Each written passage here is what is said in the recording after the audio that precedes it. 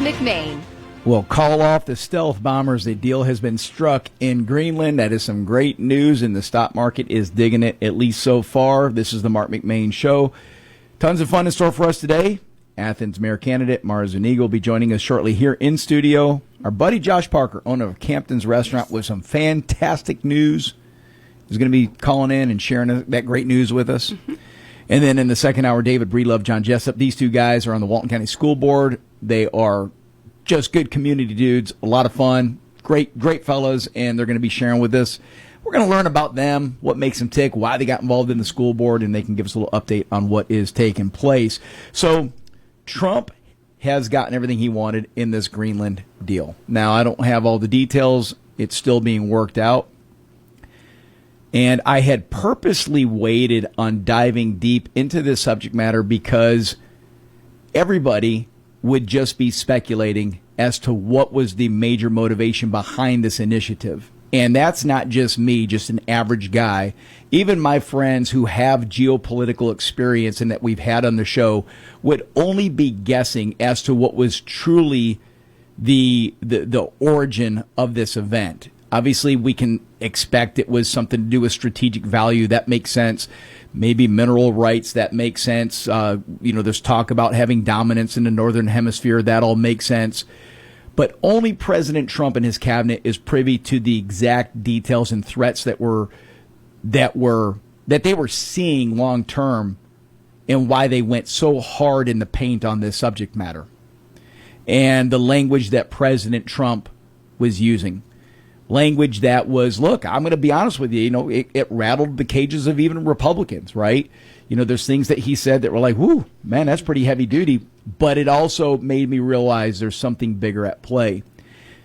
But once again, the master negotiator has gotten it done. That's right. So, and as these details come out, we'll get more information and we can dig into it and find out what this looks like.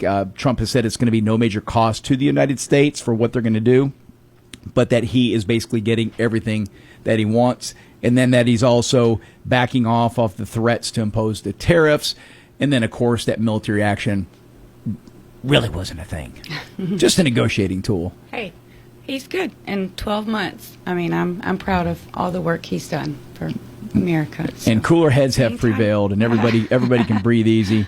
So, and what we're going to try to do is see if we can't get either Mitch Swan or Alan Sims tomorrow to call in, because those guys they do have a good, deep understanding. But the reason I didn't bring them in yet is because we'd all be guessing. You know what? To ask, hey, what is the motivation? Nobody really knows. Sure. We're not privy to that information. So top secret stuff. Yep. So I definitely didn't have it, at least. Over in Minnesota, remember we talked about the church disruption the other day? Oh, yes. So guess what's happening now? Pam Bondi, our attorney general, has come out and said that they've made an arrest, and they are arresting this woman. She is like a professional protester. It's an activist named Nakima Levi Armstrong, and they're arresting her for her role in leading this disruption of the church. And this is based on what they call the FACE Act. This is they're considering charges under the FACE Act. This is the Freedom of Access to Clinic Entrances. So for people that are not aware of this, there are folks sitting in jail as we speak that obstructed or impeded people's entrance to abortion clinics, right? They were advocating, they're pro-life advocates that were trying to minister or witness to people as they're going into abortion clinics. And I don't know exactly how they did it, but they got in enough trouble that they went to jail for it. So if that's the case, if people have gone to jail for that, and they were nothing more than trying to witness to young women who are maybe going to make a god-awful decision, and maybe give them some advice and help them out. Yeah. If people are sitting in jail for that, then what just took place the other day, what we saw, the video of the disruption of this church service, then charges have to be filed. Sure. This is just not tolerable. It's something that is despicable. And the other thing, too, this guy, Don Lemon, he can't be let off the hook. If he has broken the law as well, they need to be sure and prosecute him. Because I do not buy the fact that he was just in the area and just happened to have a camera crew with him and then walked in. Because if you look at what that was all about, there was an opportunity not to just disrupt the church, but it was to embarrass everybody involved. It was there to highlight what they did. And so I applaud Pam Bondi, what she's doing and following through on this. And yes, if people have broken the law, they need to go to jail. Have you ever heard of the phrase super agers, Chastity? Super agers? Super agers. No. So these are folks who are 80 years and older, but they have the cognitive performance of people in their 20s and 30s, right? Oh, yeah. And I'm going to tell you right off the bat, my mom and dad fit in this category. My mom and dad are both, my mom's 85, my dad's 84, doing the math. Holy crud, my dad's birthday. What is it? Oh, 5 days, birthday. All right. Dad's fixing to be 84. And they are both sharp as a tack. That's great. Thank the Lord. Yes. Yep. They're battling some health issues and whatnot, right? Body's kind of giving out a little bit, but the mind is sharp as a tack. Memory is good. Wow. And so that's a blessing, because I have friends who have parents who've struggled with age-related, whether it be dementia or Alzheimer's, just heartbreaking issues. Heartbreaking issues. Yes, it is. It's a god-awful disease. Yes. And so what they're saying is that there's people, so they've done a study, and they're saying that there's people, like I'm describing, that are in their 80s and plus that have this incredible cognitive ability that they're less likely to carry, I guess it's a gene that is less likely to lead them to Alzheimer's. And so they're just studying that just people that, they're just wired differently. They're chemically balanced differently. They have that ability to stay mentally intact well into late in life. And I find that just fascinating. And hopefully this can lead to something that can maybe improve and treat people with Alzheimer's or dementia. Oh. And so, and you and I were talking yesterday, my buddy Michael Baker, his father, Coy, who is a Loganville legend, 92 years old, still working every day. So excited to have you ever heard of Coy? Did you know about him before that? I haven't, no. So I've met Mr. Baker years ago, and he is a great dude. So hopefully we're going to get him to come in studio and share with us. But this dude's 92 years old and still we're working. We're going to have to ask so many questions, like, what's his secrets? Does he do crosswords or word puzzles or outside every day? What's his diet? What is he eating? Yeah, yes, definitely the diet. He's going to come in and say, I eat cheeseburgers every day, milkshakes. No. I'm just guessing.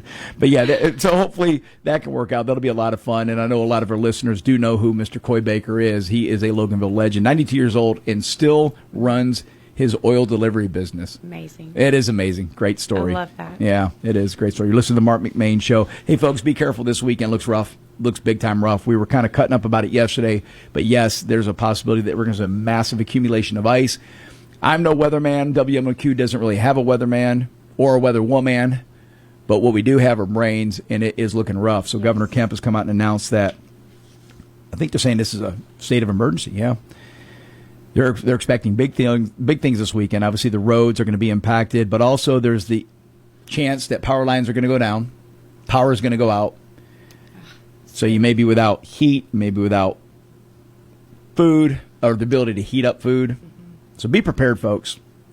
But don't go to the store and buy 10 loaves of bread. Save some for the other guys. It's only going to last a weekend, right? It's just going to be 72 hours. Right. We can all go without a sandwich for 72 hours. I mean, so, save some for others. Yeah, save some for others. Go easy on the toilet paper too, right? Well, and the water. Yeah, water. Different things that you can do to prepare for that. Obviously, bottled water, go ahead and stock up on some of that in your own house. What we did is we took an empty milk jug, cleaned it out real good, and filled up with water. So we're doing a couple things, just to be prepared. But it's going to be a cozy weekend. But the thing for me is, like, if the power does go out, obviously then I have no heat. So that's going to get chilly. Oh, yeah. So we have gas heat, so I'm grateful for that. Yeah, but your furnace requires electricity to blow it out. Oh, well, yeah, true. Yeah. So it doesn't really work without electricity. Yeah. So we may be, we've got firewood. There you go. You've got firewood.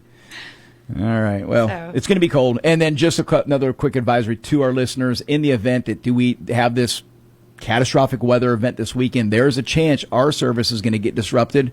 Remember, we're an old country radio station, folks. We don't have some of that highfalutin, sophisticated equipment hanging off our tower. So if there's ice buildup, if there's a power outage, then we may have disruption to our service, but we will ready everything as fast as we can to be sure we're back live and on the air. You listen to the Marc McMain Show. We come back. Mara Zuniga, she is running to be the next mayor of Athens. Stick around.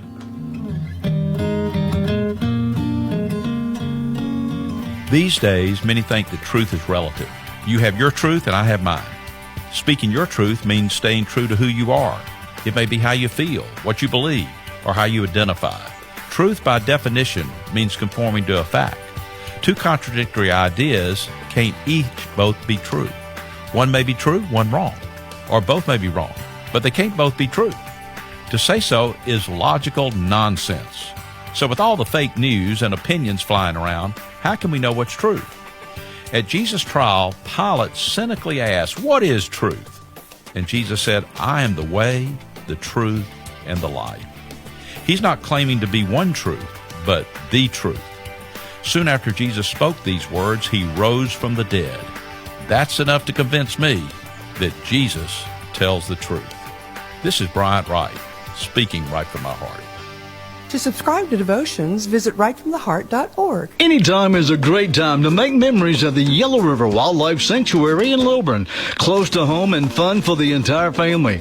Not only will you see wildlife up close, like bears, otters, bison, and more, you can enjoy a picnic lunch. There's gem mining and so much more. The Yellow River Wildlife Sanctuary, 4525 Highway 78 in Lilburn. Make plans to visit soon. To learn more, go to YellowRiverWildlifeSanctuary.com. Youngblood Tractor in Madison is proud to be your local Massey Ferguson dealer. Massey Ferguson has been building straightforward, dependable, and affordable tractors and farm equipment for 175 years. Massey Ferguson right now has the best lineup in their 175-year history, and there has never been a better time to upgrade to a Massey Ferguson tractor. Youngblood Tractor carries the complete lineup of Massey Ferguson tractors, ranging from the 22.5 horsepower subcompact all the way up to the 130 horsepower mid-range utility tractor. And with one of the largest trailer inventories in the state, you'll always have a way to get it home. Youngblood Tractor also carries the complete lineup of hay equipment, including the legendary Massey Ferguson 1840 square baler, as well as implements like rotary cutters, batwing cutters, box blades, grapples, pallet forks, and more. There are great financing promotions to take advantage of, so give us a call today at 706-342-2242. Youngblood Tractor also has experienced parts and service departments to take care of you after the sale. Visit us online at www.youngbloodtractor.com or stop by and see us at 1600 Athens Highway in Madison. Are you looking for new tires? Well, look no further than Madison Car Care. They have the largest selection and you'll always get the best price. They also handle a wide range of auto repairs, from the small things like oil changes and wiper blades to the big things like suspension, parts, and radiators. They offer all kinds of accessories, from toolboxes to bed covers, side steps, and they even install those awesome ranch hand bush guards. Give them a call at 706-342-4774 or stop by at 1040 Confederate Road in Madison.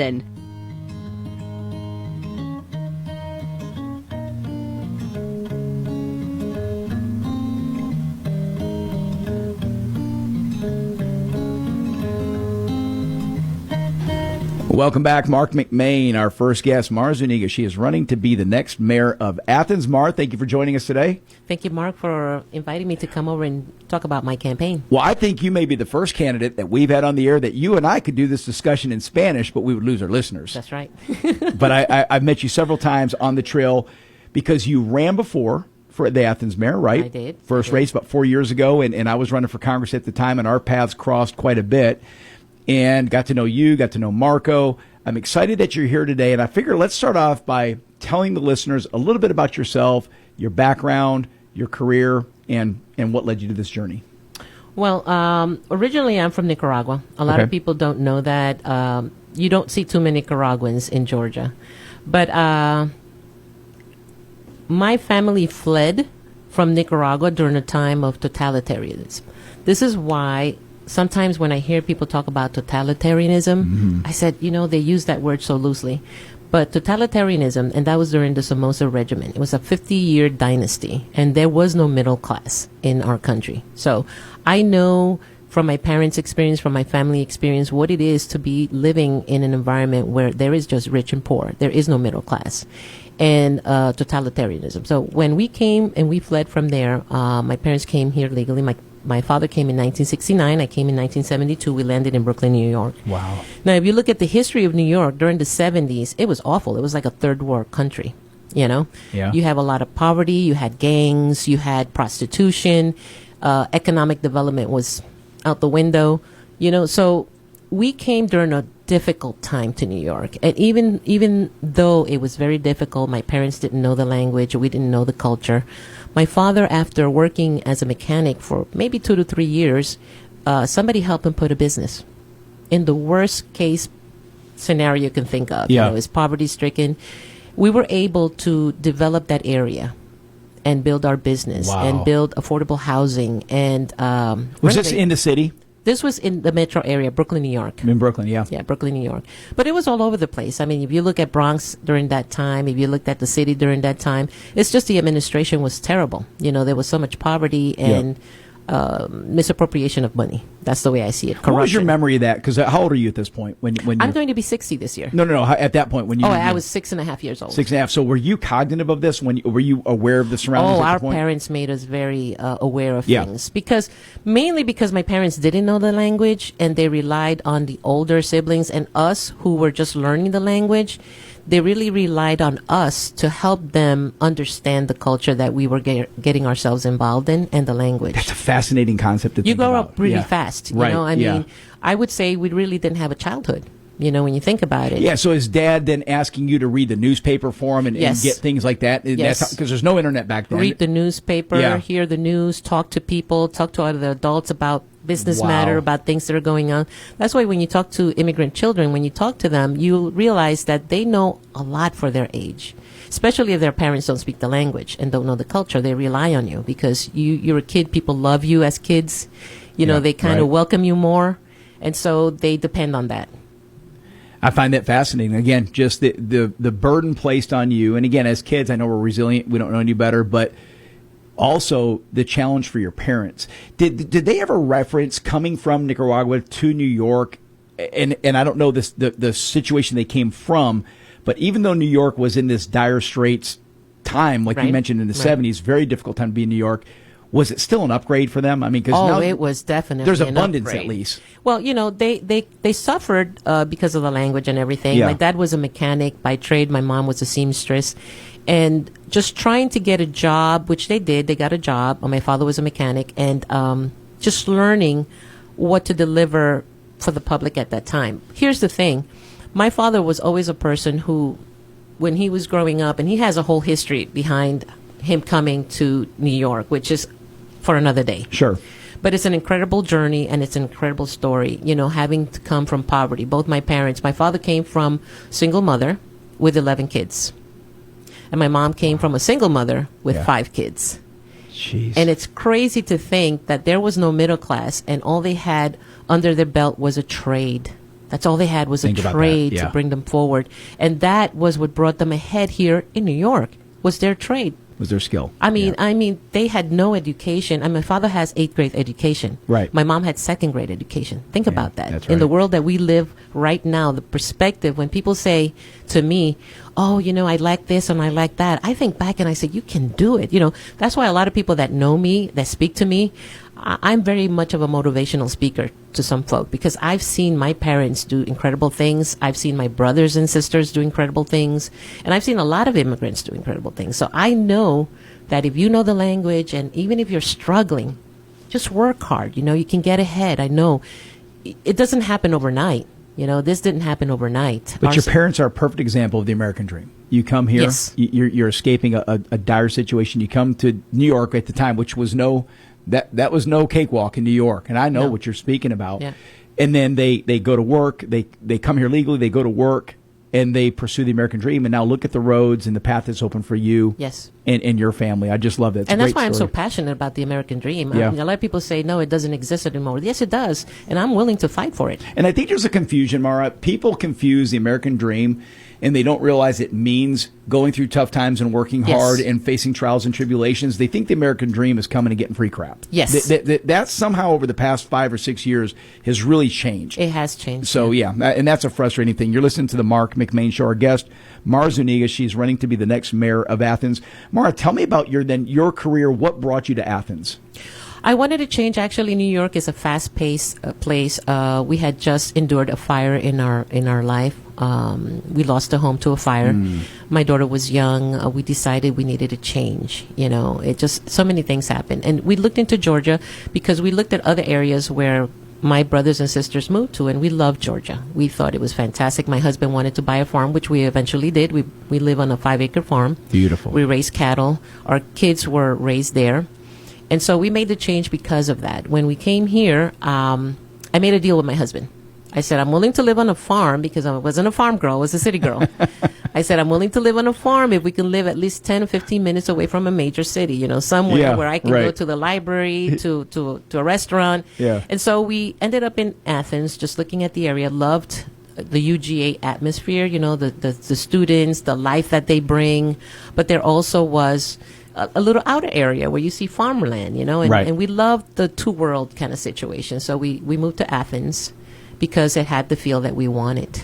Yeah, you picked a great place to move to. It's funny because Liliana went through the same thing when she moved here from Monterrey, Mexico, big city, very big city. And when we moved out to, which at the time was the country in Monroe, she's like, where are you taking me? We got to drive 10 minutes to just get a dozen eggs. Yeah. And then now we're thrilled where we are because now we have everything at our doorstep, but we're in the country and I'm striking distance to the airport, place we want to be. But yeah, I went through that exact same deal. Tell me about, let's talk about your career because I have some notes here. I know you've had various roles, but let's start with when you came to Athens. What is it that you've done and and not even political, just career wise? Okay. So originally when we came to Athens, I went to UGA. I thought I wanted to finish my degree. I actually went to college for electrical engineering.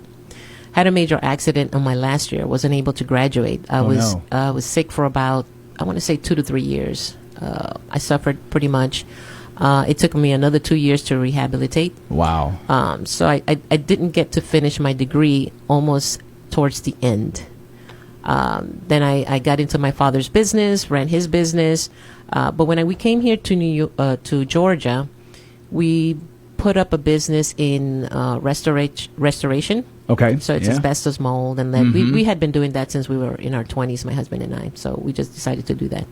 When we came to Athens, I got involved in my children's education first. Okay. Now, I had been doing mortgages for a long time.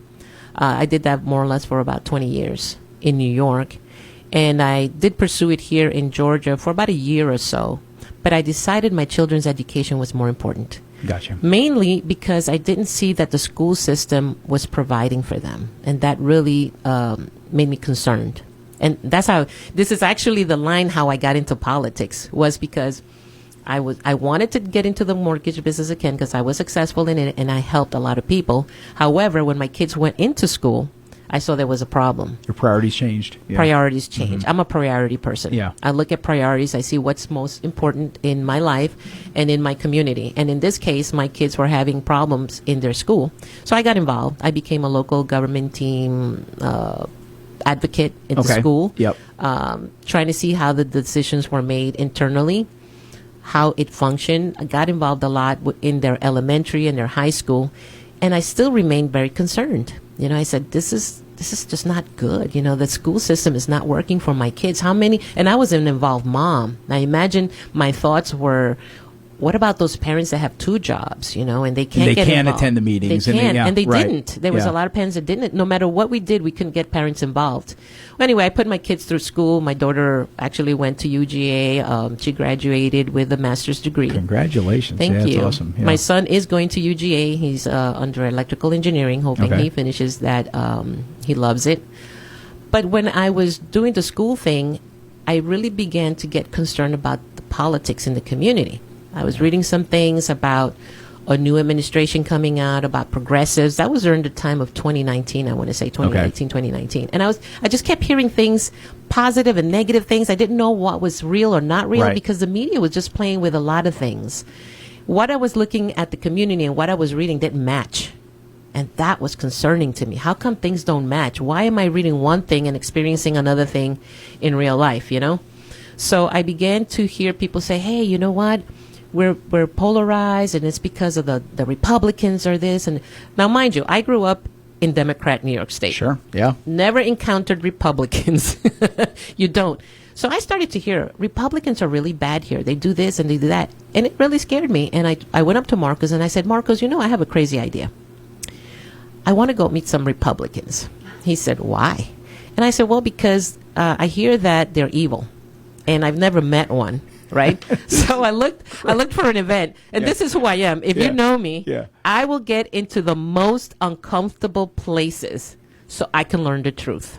I will. I just love that. It's fantastic. I love that I teach my kids that, because I tell my kids, if you walk into a room and you feel uncomfortable, work the room. Yeah. Talk to people. Learn. Let them know who you are. And then you'll find out that they're friendly, for the most part. You may find one person that's not, but for the most part, get into those uncomfortable places. So what was your first exposure to? Well, I told Marcus, you know my husband, he looks white. Yeah. You put a plaid shirt on him and a hat, and he could get confused for a Georgian. Yeah. So I said to him, you know what? I'm really scared. You should come with me. We don't know what, I don't know what to expect. Bring your backup. Yeah. You'll be my backup.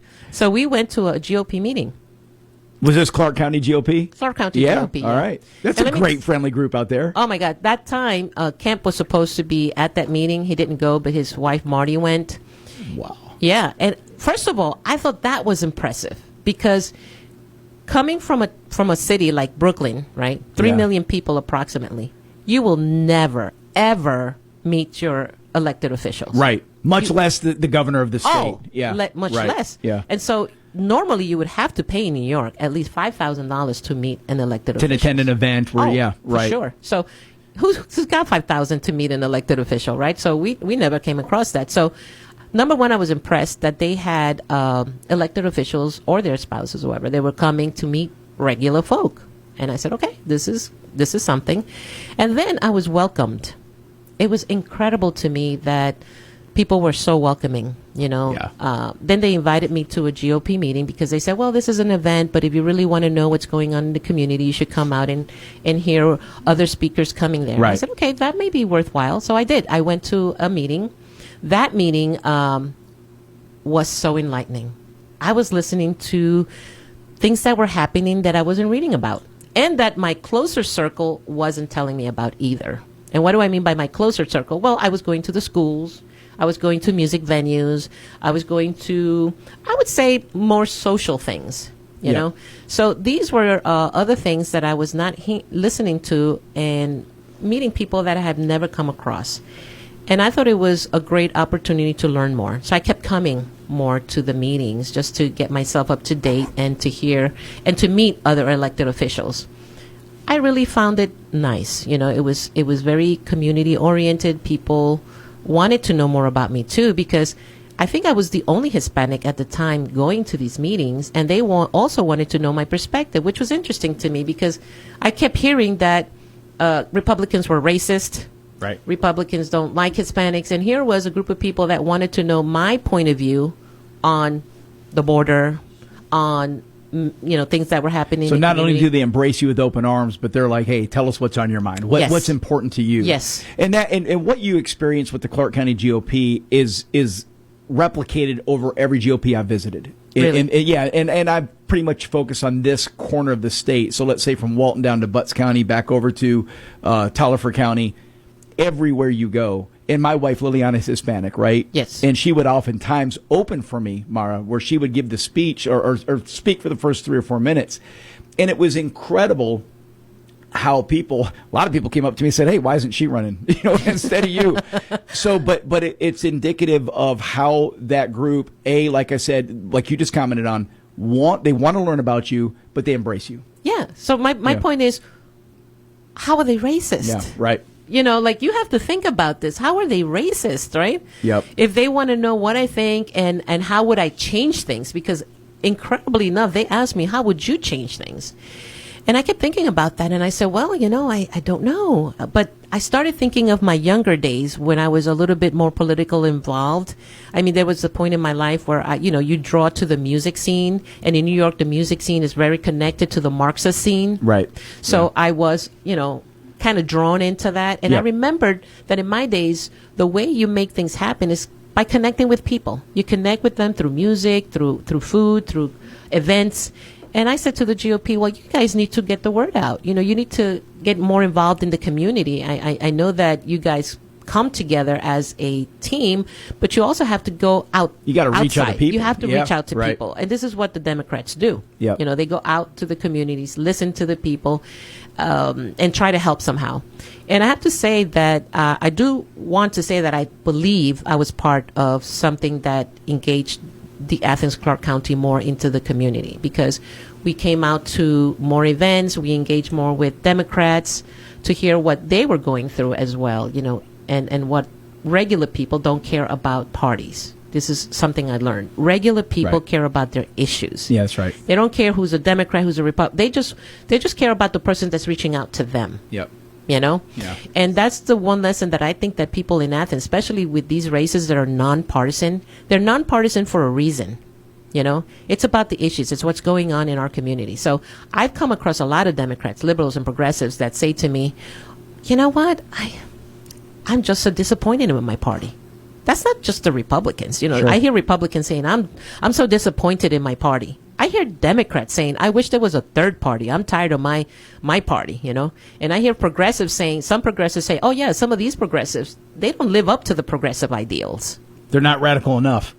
Whatever it is. Yeah. They don't feel like they belong. Yeah, or maybe they're too radical. And I've heard a lot from within the Democratic Party that the phrase goes, I didn't leave the Democrat Party left me. And that's what we've seen a lot of. You're listening to the Marc McMain Show. Our guest, Mara Zuniga, she's running to be the next mayor of Athens. When we come back after this short break, we're going to find out about her campaign.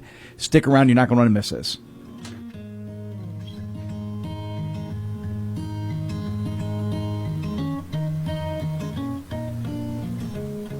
Are you considering selling your house or land, or perhaps finding your dream home? Call Stacy McCullers, your trusted real estate expert with 12 years of experience and a lifelong connection to Walton County. Stacy is here to help you every step of the way. Whether you're buying or selling, she's available anytime to make your real estate journey smooth and successful. Don't wait. Call today, 678-859-6336. A member of Malcolm & Malcolm Realty Professionals, Stacy McCullers, your realtor for life. Don't miss a huge discounts on new Fords and special financing rates for most qualified buyers going on now at Loganville Ford. Plus, see their great selection of pre-owned vehicles at their used car supercenter at discounted prices.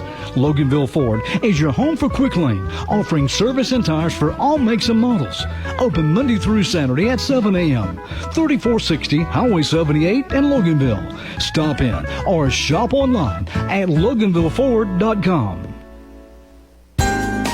Lake Life is the Lake area's largest award-winning magazine, reaching over 25,000 readers. Pick up your copy of Lake Life magazine today. Get Lake Life free at over 100 convenient locations in Georgia's Lake Country. And keep in mind, you'll receive your free copy with a subscription to the Lake Oconee News or the Eatonton Messenger. Lake Life. It's all about the lives and events in Georgia's Lake Country. Call 706-485-3501 to subscribe. Lake Life, the biggest, the best, and it's free.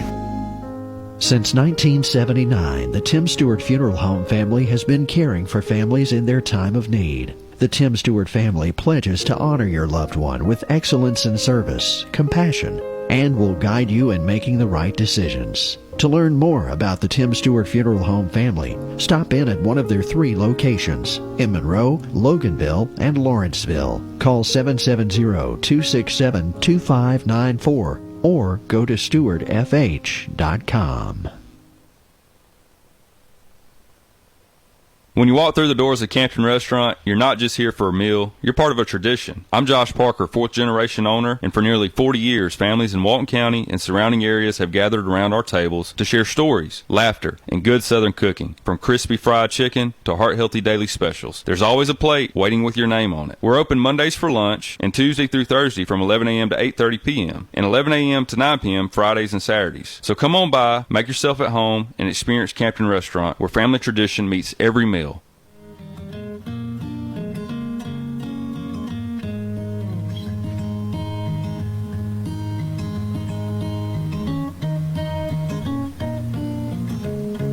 Welcome back, Marc McMain. Our guest, Mara Zuniga, she's running to be the next mayor of Athens. Mara, take us up to then your decision to run for mayor the first time 4 years ago. We know it ended in defeat, but walk us through that experience. Well, there was a couple of issues that had been coming up. Like I said, they don't reach the media with the same narrative. Mm-hmm. And at the GOP, I found out about defunding the police. And I was like, well, that's a horrific idea. Yeah. Defund, having come from New York, and you have a shortage at that time when I lived in New York. There was a shortage of police officers.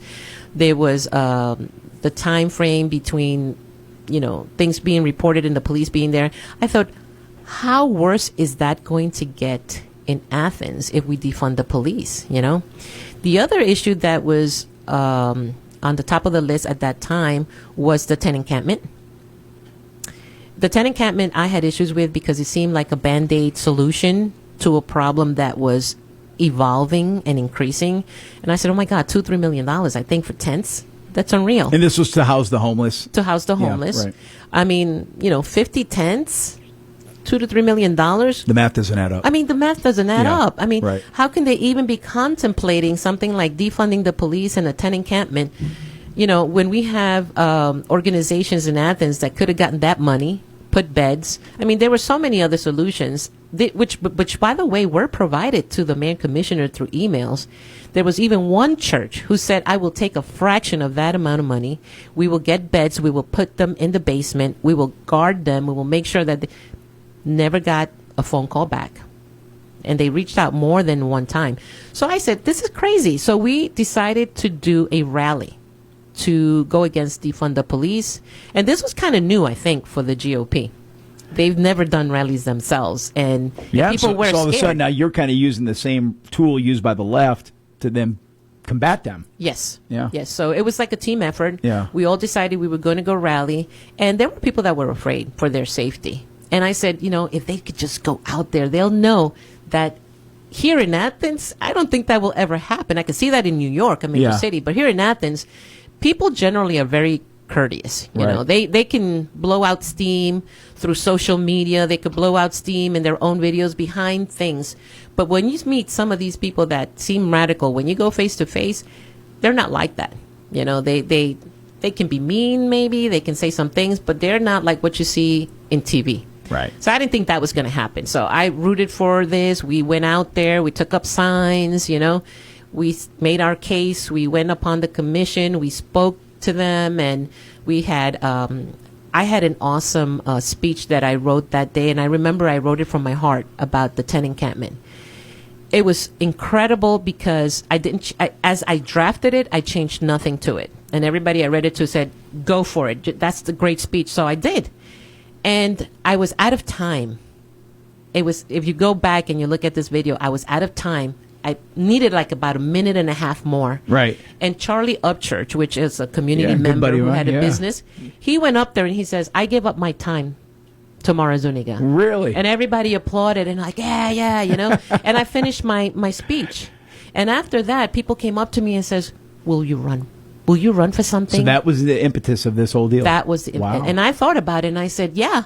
And they said, what would you run for, mayor or commissioner? I said, when I run for something, and if I'm going for something, I'm going for the head. Go big or go home. I said, I go for the head. I'm not going for, which I thought at the time I was going for the head. It's like a group thing. But I saw the mayor as the charter says he is a CEO, says the mayor should be a CEO.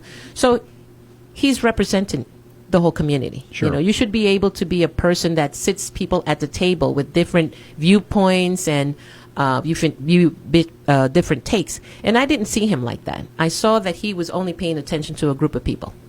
It was unreal to me. Here I was, going to GOP events where people are supposed to be racist, and they're incorporating me, even though I have a different perspective. They're willing to hear me out. And here's a progressive who's supposed to be listening to everybody, regardless if they're from the right or the left or the middle. And he's just selecting a few to listen to? That's unreal. Well, and it's interesting you say that because the mayor is a very complicated position. And if you look at, let's use the mayor of Monroe and the mayor of Watkinsville as an example. John Howard, Brian Broderick. These guys, they may have their own political ideology, but they always do what's best for their city. Yes. Right? And so that's the way it should be. That's right. So like you said, it's a nonpartisan race. They have their opinions. They have their beliefs and their thoughts. That does not necessarily get implemented into their strategy for what's best for the citizens of their respective cities. And that's what gets lost when you talk about what you just addressed with the mayor of Athens. And that's how radical ideology gets implemented into policy. Yeah. That's how it begins. You're listening to the Marc McMain Show. Our guest, Mara Zuniga. She's running to be the next mayor of Athens. Mara, walk us through. So you decide to run in that race. Yes. It doesn't end the way you want. And I share with a lot of people, Houston Gaines, Marcus Sweetauer, Jody Heiss, legendary Sheriff Joe Chapman. The list goes on and on and on. Our sitting Congressman Mike Collins. What do they all have in common? They all lost their first race. Mm-hmm. And these are guys that we would never have known had they quit if they'd picked up their toys and went home. Yes. If Houston, after his first defeat, said, boy, this isn't for me, I quit, we would never have seen the great legislation that he crafted under the Gold Dome. And so sometimes losing is the first step in winning. Oh, definitely. So you lose that race, and then take me that. I know it's got to be, it's got to be tough, no fun. It was tough because, number one, I never did that. I was never involved with politics at that level where you're going to run, let alone knowing what procedures to take. Everything was new to me. I felt like I was on a wave and then just following the wave of you have to do this, you have to do that. And you got 20 people telling you what to do too. Yes. You have 20 people telling you what to do, and then there's so many people that approach you, some that want to destroy you and some that want to support you. How did you decipher all these things, right? I mean, that's also very complicated. But, I had a lot of support. People really liked the message I was taking out to the community. And I think that's why I came in second place to an incumbent that had 12 years as elected official in Athens-Clarke County. And you garnered 25% of the vote. Yes. Very impressive. Very impressive. And so this time around, you decide, hey, I'm going to do this again. What happened was that after I lost, I said, oh my gosh, I don't ever want to do this again. It was incredible. It's so exhausting. It is. Emotionally, spiritual, physically. I mean, you think about it. People don't realize how exhausting it is. And you get attacked all the time. You read about yourself and you don't know who you are in that article, And then they say that you did stuff you never did. That was new to me too. So people read and they don't meet you. So they really build a picture of who you are, and they don't really make the effort to go and meet you and ask you the questions, which they very well can do. But anyway, after that happened, the day after, I was home and I said, okay, I'm going to cuddle up. I'm just going to stay here. And I had this thing inside my heart that said, you need to go to City Hall. And I was like, I don't want to go to City Hall. You need to go to City Hall. So I went to City Hall and I sat there and there was nobody at City Hall. And I said, I don't know why I have the inclination to be here. And when I was sitting there, I looked at the commissioners and a few of them nodded at me like saying, hey, you're here. That's crazy. Everybody's out celebrating their wins and you're here. And I was there by myself, but then I was contemplating, I don't know what it is about this place, that draws me, that tells me don't give up. Yeah. I just had that don't give up feeling. The very next day, I began to get calls from people in the community telling me the same thing. Don't give up. Hey, Mara, don't give up. We need to see you in the community. I want to invite you to this place. I want to invite you here. I even had people that I said no to that kept persisting. They kept persisting. You have to come here. You have to come. So slowly but surely, people from the community kept inviting me to things. And here I am 3.5 years later. Back at it again. I love it. I was engaged. I was still fighting for people. I was still taking up issues. I still was going up, but more knowledgeable and more experienced, more seasoned. Marc McMain, Mara Zuniga, she's running to be the mayor of Athens. Mara, in the remaining few minutes that we have, take us through what's important to you. Let's call them, if you want to, the pillars of your campaign or the cornerstone of your campaign. What are you going to be fighting for? Well, I tell you what, one of the biggest things that I have in my platform, and number one, and I know it surprises people, I even had a fight, not a fight, I guess we disagreed. People have certain ways to present platforms, and it's based on what sells more. For me, it's based on what I see more, what I experience more, what I'm out there dealing with the community, what they're saying. And what I heard mostly was, I don't trust our elected officials. And a lot of decisions that the government is doing nowadays get scrutinized by the public. Why are you doing it? Show us, prove us. And that to me is very concerning. We have to win back the trust of the community. And how do we do that? Transparency. Transparency, Yep. yeah. Right. We have to be transparent. They are not being transparent. And now, let's say if they did change their mind and they become transparent, they still don't trust them because it's the same people that are in office. So how do we know you're being transparent, right? When we don't see data, when we don't see open conversations, when it seems like you've already made your decisions by the time you've gone to make the vote. It's crazy. So people do not trust elected officials, and I don't blame them. And here's the other thing. The same public officials keep running for different positions. So we're recycling the same folk we don't trust. Yeah. How crazy is that? It is bizarre. So Yeah. I'm telling people, hey, give me an opportunity. I haven't been in office. I haven't sat at the table of making decisions. I do have experience in running a business, which basically, you have revenue and expenses. I have a successful marriage, relationship, friendships. I have a great relationship with my kids. I'm a great communicator. I believe that I'm a great communicator, and I think that that's what you need in a leader, is someone who can communicate things to the left, to the right, to the middle, because what's important are the issues that are affecting us the most. And if we're delivering a candidate who's just telling people what they want to hear, but doing what they want, that's what we have. And that's my number one platform, is how do I win the community back? We're going to have to do an overhaul. I'm going to have to speak to the commissioners. I'm going to have to establish forums where we can get folk out. I've met so many intelligent people that are doing things in Athens that you never even hear of. You only hear of the packaged candidates and the packaged advocates that are being promoted with a narrative in the media. That's all we hear. So your major thing is trust, transparency, truth. Yes. Yep. We also have to address the spending, and that's all part of also the Sure. trust. If, people are paying higher taxes, right? And they don't want to pay higher taxes. I've spoken to some people that say, I don't mind paying higher taxes if I see it's working for all of us.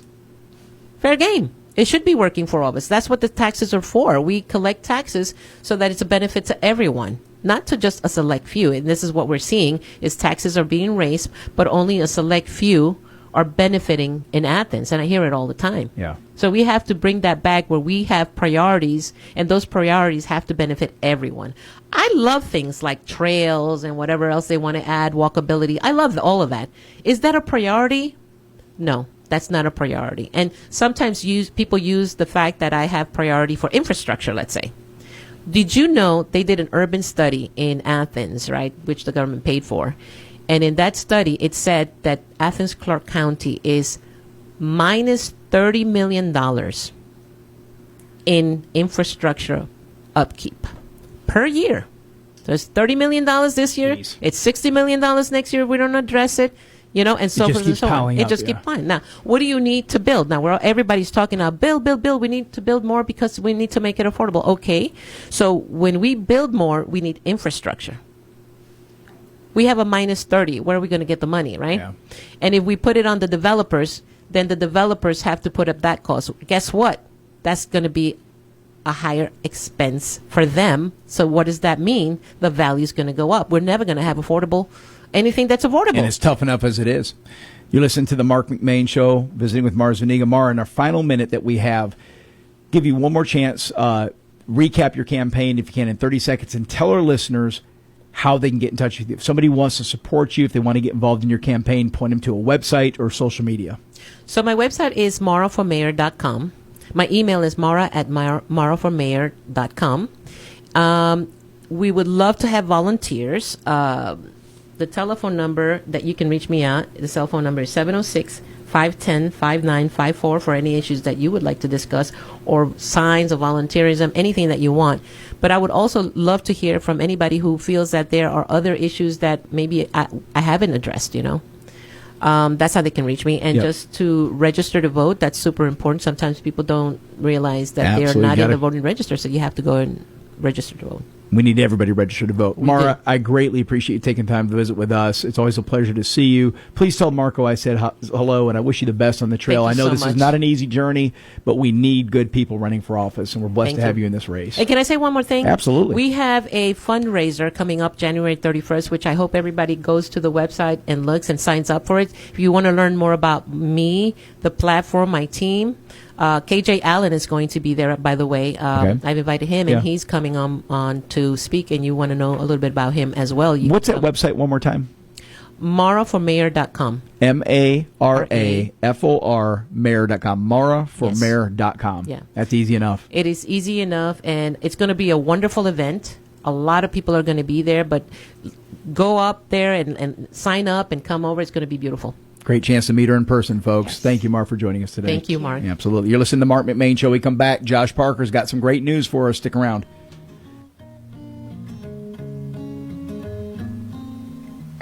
Cassie Enterprises invites you to stop in and see their new line of Coyote brand tractors, UTVs, and Bad Boy zero-turn mowers. Coyote tractors have the power to handle any job. Working on the farm, landscape business, and more, Coyote tractors are dependable and ready to work for you. Sales, service, parts, and more. It's all available at Cassie Enterprises. Family owned and operated. 145 Highway 83 in Good Hope. Go to CassieTractor.com.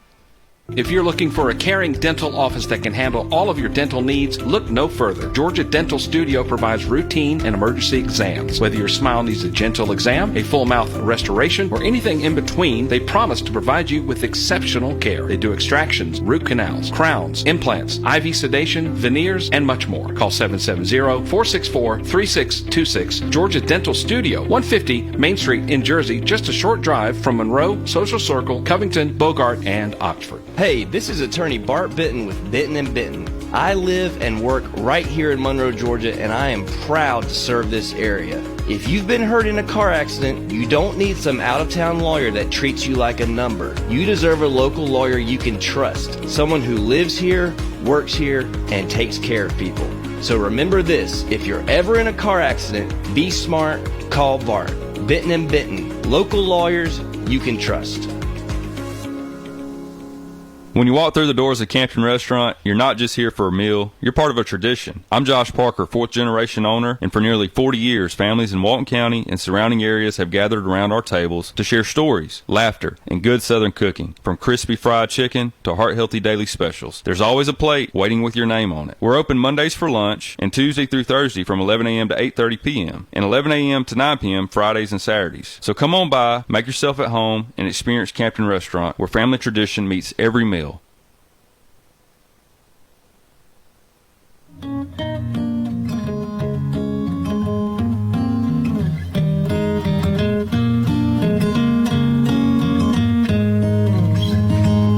And welcome back, Marc McMain. Our next guest, Josh Parker, owner of Campton's Restaurant. Josh, you've got some great news for us, I've heard.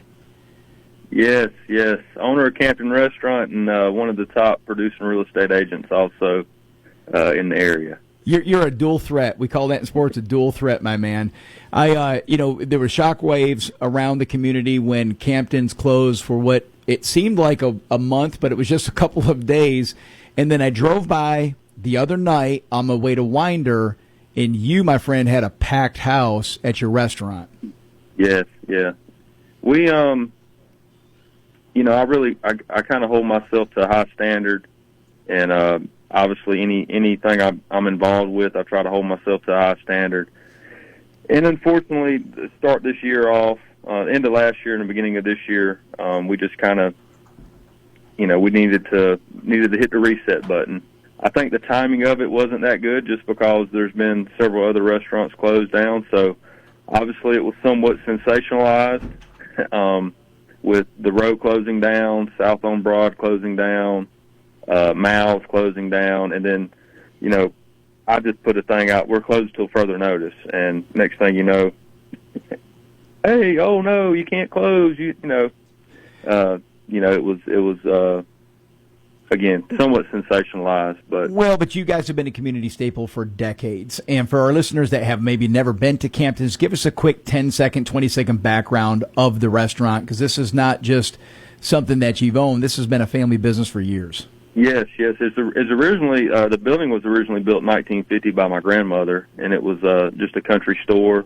And then my grandparents converted it Halloween 1986 to a restaurant, and ever since then, we've been, serving burgers, steaks, seafood. We also have daily specials. Today's fried pork chops. Of course, mac and cheese, green beans, mashed potatoes, cornbread, choice of cornbread roll, sweet tea, homemade pies.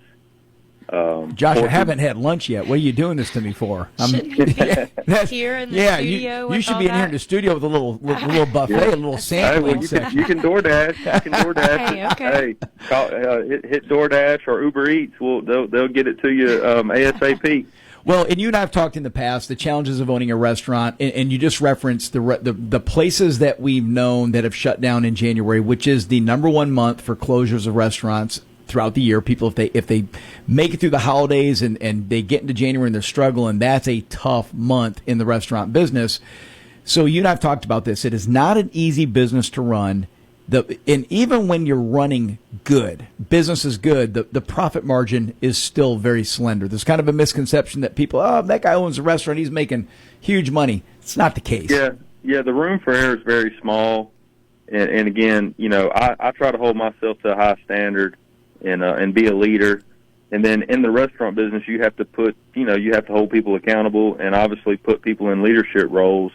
And when things aren't going, how you see fit, you just, like I said, it was just necessary for us to kind of hit the reset button and refocus and kind of, again, just reset. And I'm thankful for all the community support. There's been a lot of people. I'm still getting messages, people, glad that we're open. A lot of people, having sincere concern. And, again, that means a lot to us. Well, there's a lot of people that counted on this. This is a place where they went for their supper, Oh, yeah. And so, it was a big deal. There's no doubt about it.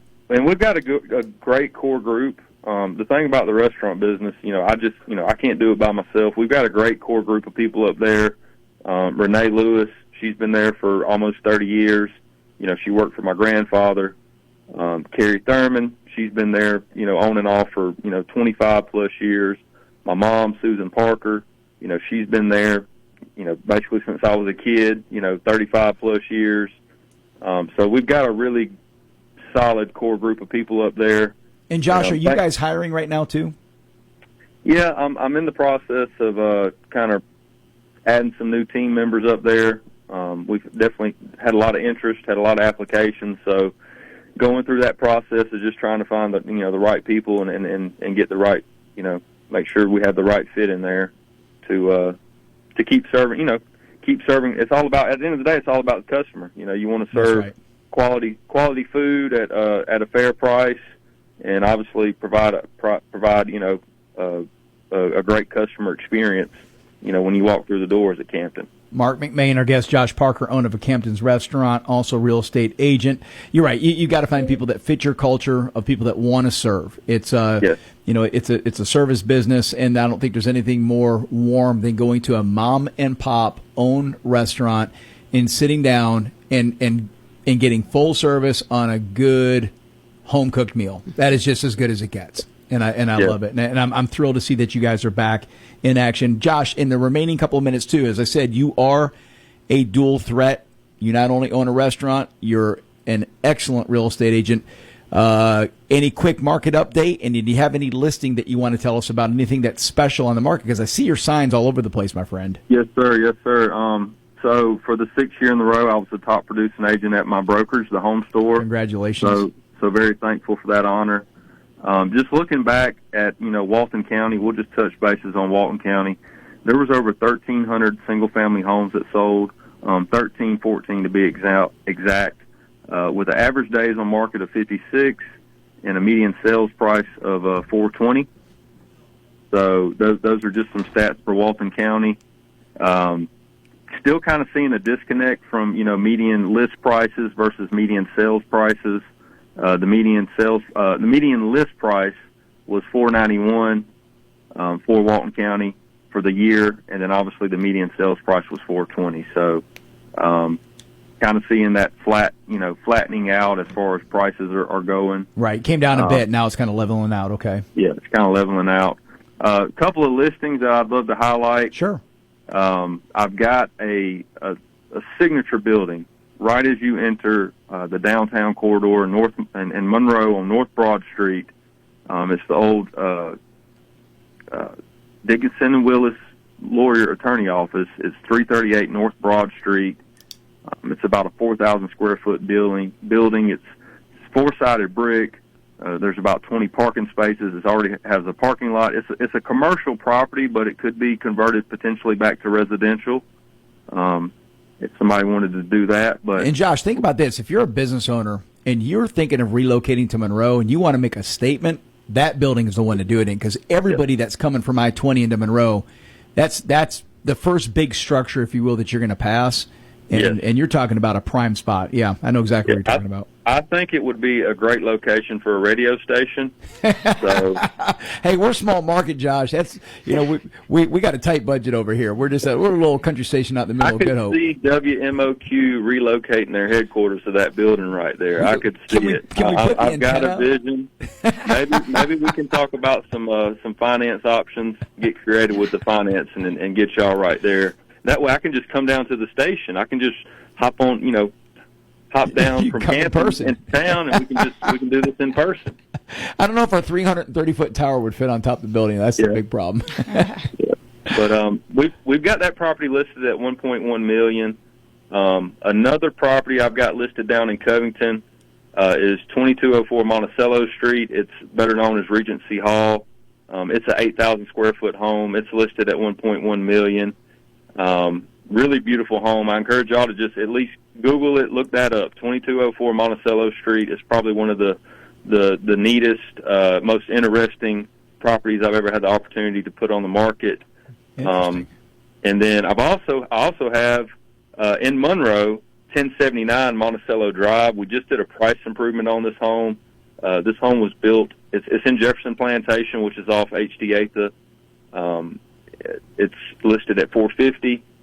It's a 4-bedroom, 3.5 bathroom home, 5-bedroom, 3-bathroom home, and it's great neighborhood, great location. That's a lot of bedrooms for $450. That's a lot of home. Yeah.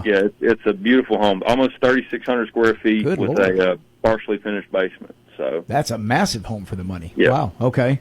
Well, that's excellent. And Josh, do you have a website they can go to if they want to see these listings? Yeah, it's www.realtorjoshparker.com. You can find all my active listings there, and get market updates on my website. I appreciate you calling in, buddy, and I look forward to coming seeing you at Campton's. Glad to see you're back open. Yes. Y'all come out and eat with us. We're open Tuesday through Thursday from 11 a.m. to 8:30, and then Friday and Saturday from 11 a.m. to 9 p.m. So closed Sundays, Mondays. Yep. Closed Sundays, Mondays. Yep. That's awesome. Josh, well, have a great week and stay warm this weekend. It's going to get nasty. Yes, it is. Y'all be safe out there. Thank you, sir. All right. Marc McMain Show. Take a quick break. Come back. David Breedlove, John Jessup. Hold tight. Don't go nowhere. Real country. This is Q92.3 WMOQ FM, Bostwick, Monroe, Madison. Your home for real country. When you walk through the doors of Campton Restaurant, you're not just here for a meal, you're part of a tradition. I'm Josh Parker, 4th-generation owner, and for nearly 40 years, families in Walton County and surrounding areas have gathered around our tables to share stories, laughter, and good Southern cooking. From crispy fried chicken to heart-healthy daily specials, there's always a plate waiting with your name on it. We're open Mondays for lunch and Tuesday through Thursday from 11 a.m. to 8:30 p.m. and 11 a.m. to 9 p.m. Fridays and Saturdays. So come on by, make yourself at home, and experience Campton Restaurant, where family tradition meets every meal. Hey, this is attorney Bart Bitton with Bitton & Bitton. I live and work right here in Monroe, Georgia, and I am proud to serve this area. If you've been hurt in a car accident, you don't need some out-of-town lawyer that treats you like a number. You deserve a local lawyer you can trust, someone who lives here, works here, and takes care of people. So remember this, if you're ever in a car accident, be smart, call Bart. Bitton & Bitton, local lawyers you can trust. Looking for that perfect piece of jewelry designed just for you? At P&A Jewelers, family owned since 1976, we've been helping our customers shine for nearly 50 years. Now proudly run by second-generation brother and sister team, we specialize in custom jewelry design, expert repair work, and fine jewelry for every occasion. Visit P&A Jewelers, where family tradition sparkles. Located in Loganville beside Quick Trip, or online at shoppajewelers.com. Follow us on Facebook to see what's new.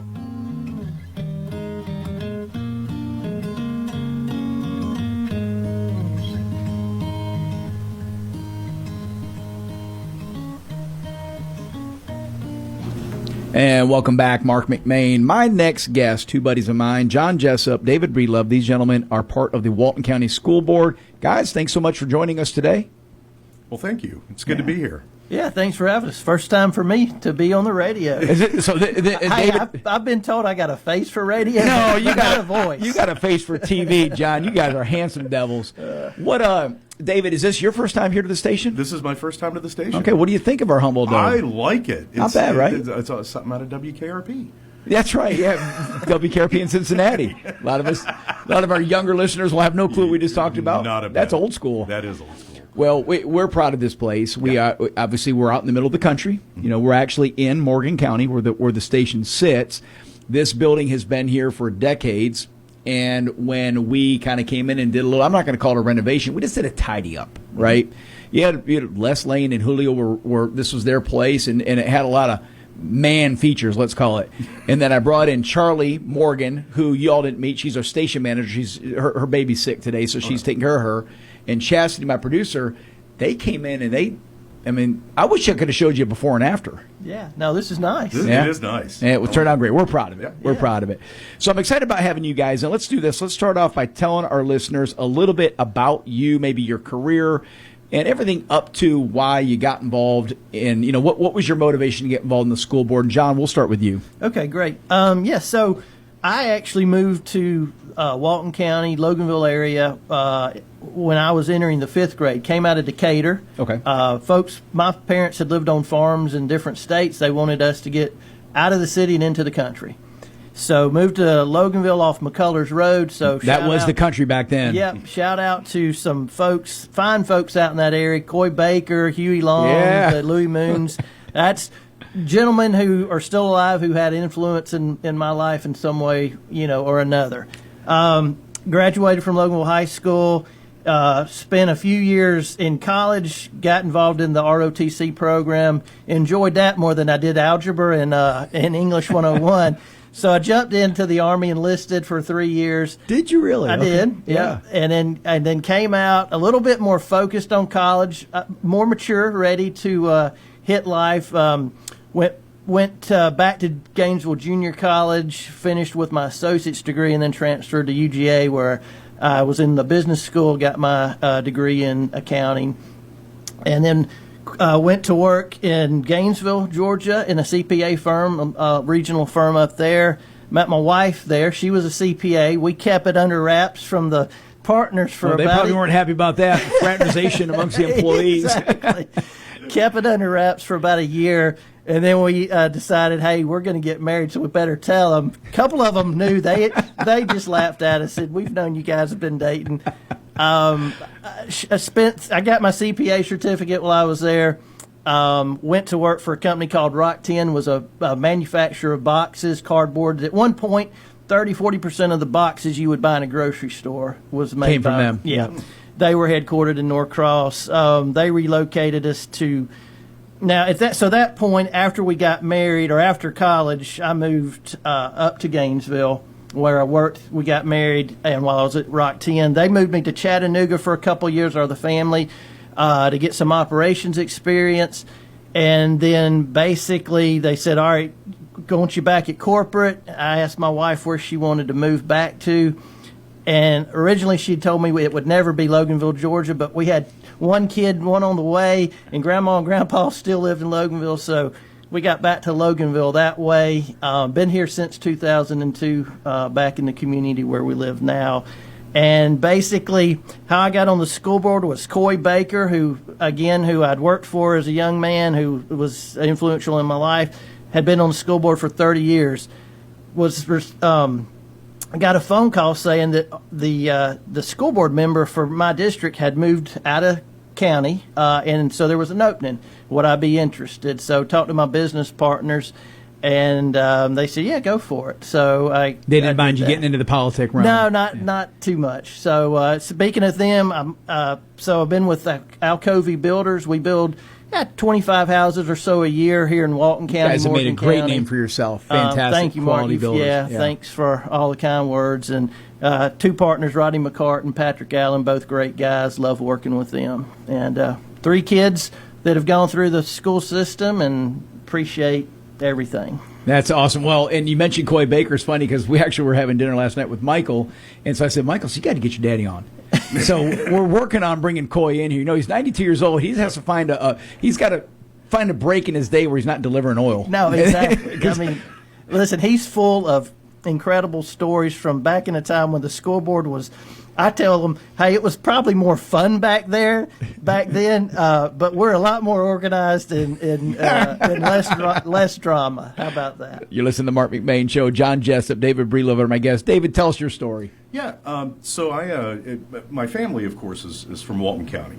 Just my great grandparents, and everything. And when I was growing up, though, I grew up, started out in DeKalb, and we moved to Gwinnett in the mid 70s or so, and ended up graduating from Brookwood High School. Back then, it was a brand new school. I mean, I think there were 300 students in there, which is nowhere near that now. Right. Went to Young Harris College up in North Georgia, and it was an amazing time.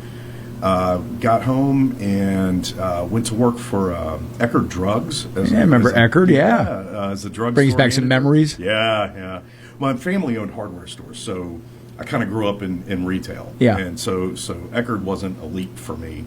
And then I met my now wife, then girlfriend, and retail can take a toll on your time. And she was like, "You need to find another job because we're not gonna. It's either them or me." So I ended up switching over to ADT Security, Tyco International. Yeah. And worked through some programs, some offerings from different schools, and I ended up being a statistical process analyst for Tyco International. See what those the highfalutin educations get you guys? I can't even. That's a tell. I don't even know how to say that. It's most people know it as Six Sigma. It's just process engineering is Right. what it is, data-driven process engineering. And then I just kind of worked my way over into IT. It's a natural evolution from data analysis into that. And so I'm an IT manager for a global gauge and thermometer company out of Germany. Our headquarters are here in Lawrenceville, and I've been there for almost 15 years now. And it's a great place to work. Good people, really good people. When I got married, and when we were talking, we decided to move back to Walton. We didn't have kids or anything. It was just me and the wife. And we said if we ever had kids, I wanted them to feel that connection to the community. My family, like I said, they came here in the early 1800s. So I wanted them to have that sense of connection to the community that I didn't have growing up. So we got married, and we had two kids, and both of them went through Walker Park, Carver Middle School, and graduated from Monroe area. And my son currently works for a construction company, and he's their IT manager. And Following in Dad's footsteps. Following in Dad's footsteps, even though I told him not to do it. And he also owns his own company. He owns his own printing company here in Monroe. So he's got an entrepreneurial spirit as well. Oh, yeah. Very much an entrepreneur. He does not want to work for anybody. Yeah. He wants to work for himself. Wants to be his own man. Okay. Yeah. And my daughter is a firefighter for. I've met your daughter. Yeah. So impressed. and impressed with your son too. You great kids. But yeah, good for her. I love what she's doing. And how the school board thing happened. It was there were some disturbing trends going on in the early 2000s when my kids were in pre-K and kindergarten, and it prompted me to really. I mean, a lot of dads don't stick their nose into the school business. They're busy doing that. Right. Yeah. So I kind of started paying a little bit more attention, and that eventually evolved into going to school board meetings and actually sitting and listening. I didn't get up. I didn't protest. I wasn't wearing red shirts. I was actually there listening, trying to understand what was going on in the district. And the gentlemen that were on the board at the time, we had several discussions. Marc Banks and James Burrow and these people, and ended up running for James Burrow's seat on the north end of Walton. And I was in a three-way primary with a couple of good contestants. I mean, it was interesting. I'm not a political person, and by the way, I don't consider the school board a political entity.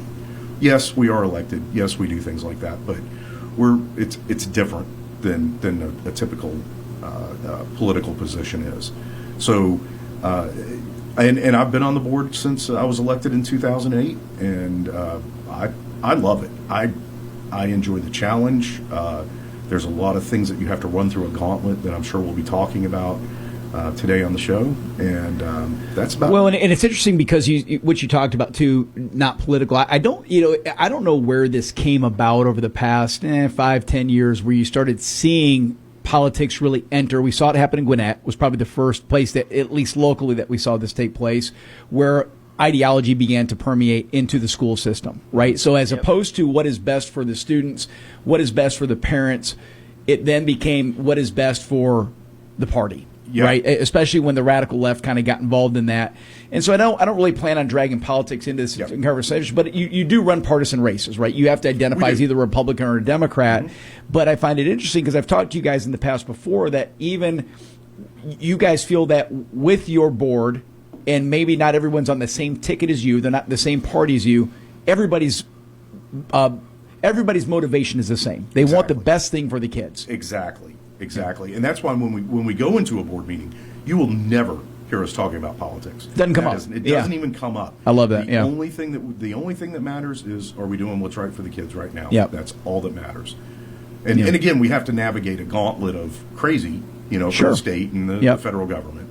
But at the end of the day, the students should never feel that. Well, it's at our doorstep in Gwinnett County. I mean, you don't have to go far and find crazy within the school board. Exactly. And so, and that's just what we do not want here. That's what, whether it be Walton, Barrow, Clark, Oconee, we don't want that stuff. Like I said, we want to do what's best for the kids. At the end of the day, are we getting them the best education? Are we preparing them for what takes place next? You're listening to the Marc McMain Show. Our guests, John Jessup, David Breedlove with the Walton County School Board. When we come back, we're going to discuss a real tentative subject, which is the property tax / school tax. We'll be right back.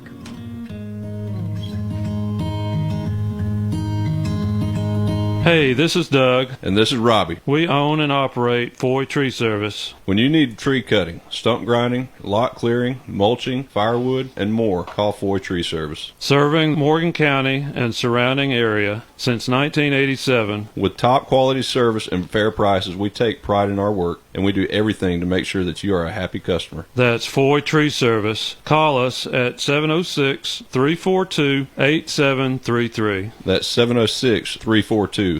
You ever roll out of bed and feel like you lost a fight with a tractor? If your back's barking, your neck's complaining, and your knees pop louder than a box of cereal, it might be time for the Joint Chiropractic. There are no appointments, no insurance mess, and no sitting around all day. You just walk in, get adjusted, and head back out feeling human again. Now serving Covington and Monroe, whether you've been hauling, hunting, working, or just sleeping funny, the Joint Chiropractic keeps you moving smooth and feeling right. The Joint Chiropractic, because snap, crackle, and pop belong in your cereal and not your spine. Big news, Georgia drivers. DJ's Collision is on the move and is proud to announce their brand new home in Madison. After many years of service in Social Circle, the same team you know and trust is back with a fresh new look and location to serve you best. From flawless paint jobs to complete bodywork, DJ's Collision is where your car gets a second chance to shine. Check out their brand new location in Madison at 1231 Woodcraft Road. That's DJ's Collision. Give them a call at 770-760-8214. I've got to tell you about the best kept secret in Monroe for electric wholesale supply, Allen's Electric. Family owned and operated since 1972, Allen's Electric offers a complete line of electrical supply, wiring, breakers, bulbs, heating elements, electric motors, light fixtures, and so much more. Located at 925 West Spring Street in Monroe, stop by and see Brian and Cindy, in business for over 50 years. That's Allen Electric Supply, 770-267-5572. Double D Plumbing is a local, owned, licensed, and insured plumbing company in Loganville. You can reach Double D Plumbing at 770-466-8370. They have the ability to take on any plumbing job regardless of size or difficulty, with experience in all phases of plumbing, including commercial and residential, tankless heaters, sewer cameras, and drain cleaning. Call Craig Shepard at 770-466-8370 or visit them on the web at ddplumbinggeorgia.com. You're going to like the way they flow. Welcome back. Marc McMain, guest John Jessup, David Breedlove. They're part of the Walton County School Board. Guys, give me your districts again.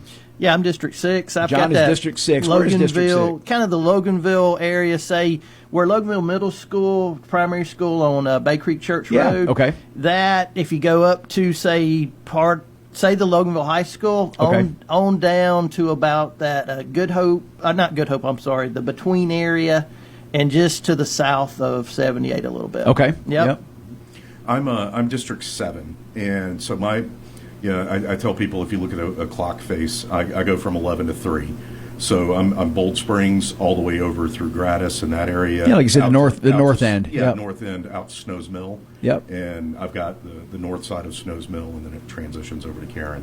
Perfect. Yep. All right. That helps us understand where you guys are. And how many? There's 7 school board members in total. 7 school board members, and I think we represent is it 13,000 each? Give or take. Yeah, give or take. Yeah. 13,000 individuals. We're a big county. Big county, yeah. 100,000 people plus now. Yeah. Crazy. Can you imagine that? I know. And congratulations in order. I know this is cyclical, but you are now, David Breedlove, the chairman. Right? Yes, sir. Okay. I'm chairman this year. Those duties fall upon you. Guys, property tax, school tax, big deal. People are feeling the crunch. I get it. We're it seems like we're hammered, especially over the past 4 years.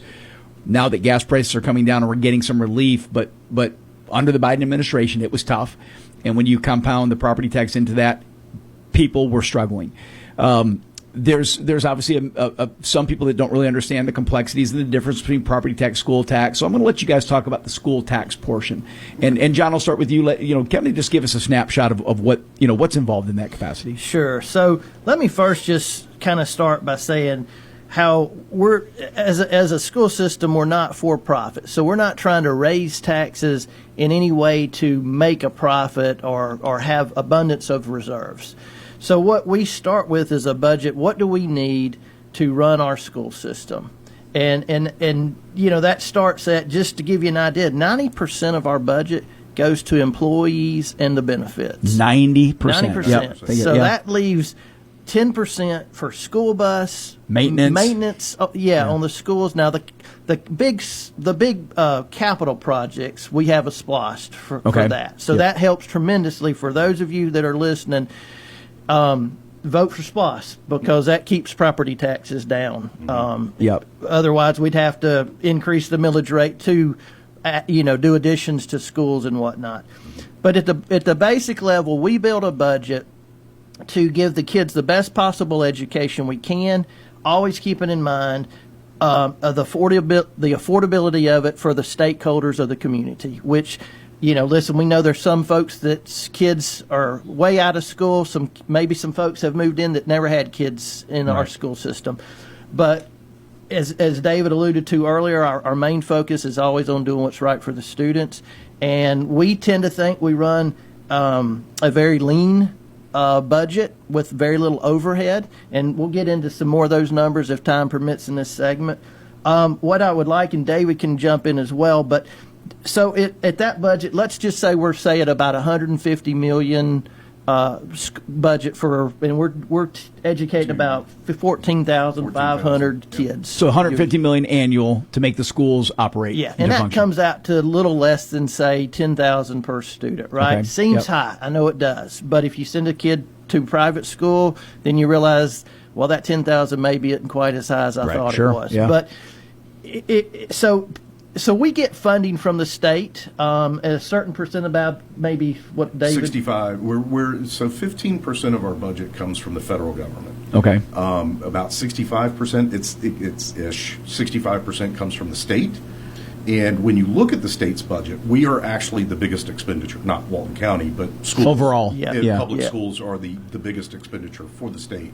And then the remaining balance, the 20%, comes from local contributions from taxpayers here. And that's the property tax. And David, Walton County, and I know each county is unique and different. Walton County does have a graduating, what do you call it, like an elimination or minimization of the school tax for senior citizens. Can you walk us through that? Correct. We do have a homestead exempt, or we've got a school board exemption for anyone over 65. For up to 5 acres, I think it's up to like 5 acres. A house and so many acres, two or 5 acres. So that's backed out of the formula when calculating the school tax. Yes, sir. And is it a graduating alleviation of burden, or is it like once you hit 65, it comes off? They have to go file. They have to go file. So if they haven't ever done that, they need to go down. They got to take a step to make it happen. That's right. And do they have to have a certain amount of residency here before they can qualify for that? No. Okay. No, not that I'm aware. So they can move here and then next year check that box. Yeah. Check that box, and then they're exempt from the school. Can I move Mama in with me? And So you would be surprised. A lot of people. You a lot may of people will decide that transfer. you'd rather pay the school tax than have Mom live with you full time. And you know, when you look at your school tax bill, nobody denies that looking at your school tax bill, because I pay school taxes just like everybody else. When you look at your school tax bill, it's the big ticket. It is. It's the lion's share of the bill. It is. It is the lion's share of the bill. But when you start evaluating how Walton County is doing from a statewide perspective, the state has recently come out with a new method of scoring. It's called the GOES score. Okay. GOES. And it's a 1 through 5 scale. 1, you're not efficient at all. 5 is perfect efficiency. And we are like 4 point, I think we came in at like a 4.3. We're one of the very few school districts in the state that even have that high of a rating. So you're on the north end of being the most efficient, spending the dollars wisely. Absolutely. Yeah. Some school districts spend upward, and we've talked about it. We're not going to go into individual counties, but it's as high as $22,000 per student per year in our RESA, the grouping that we're in.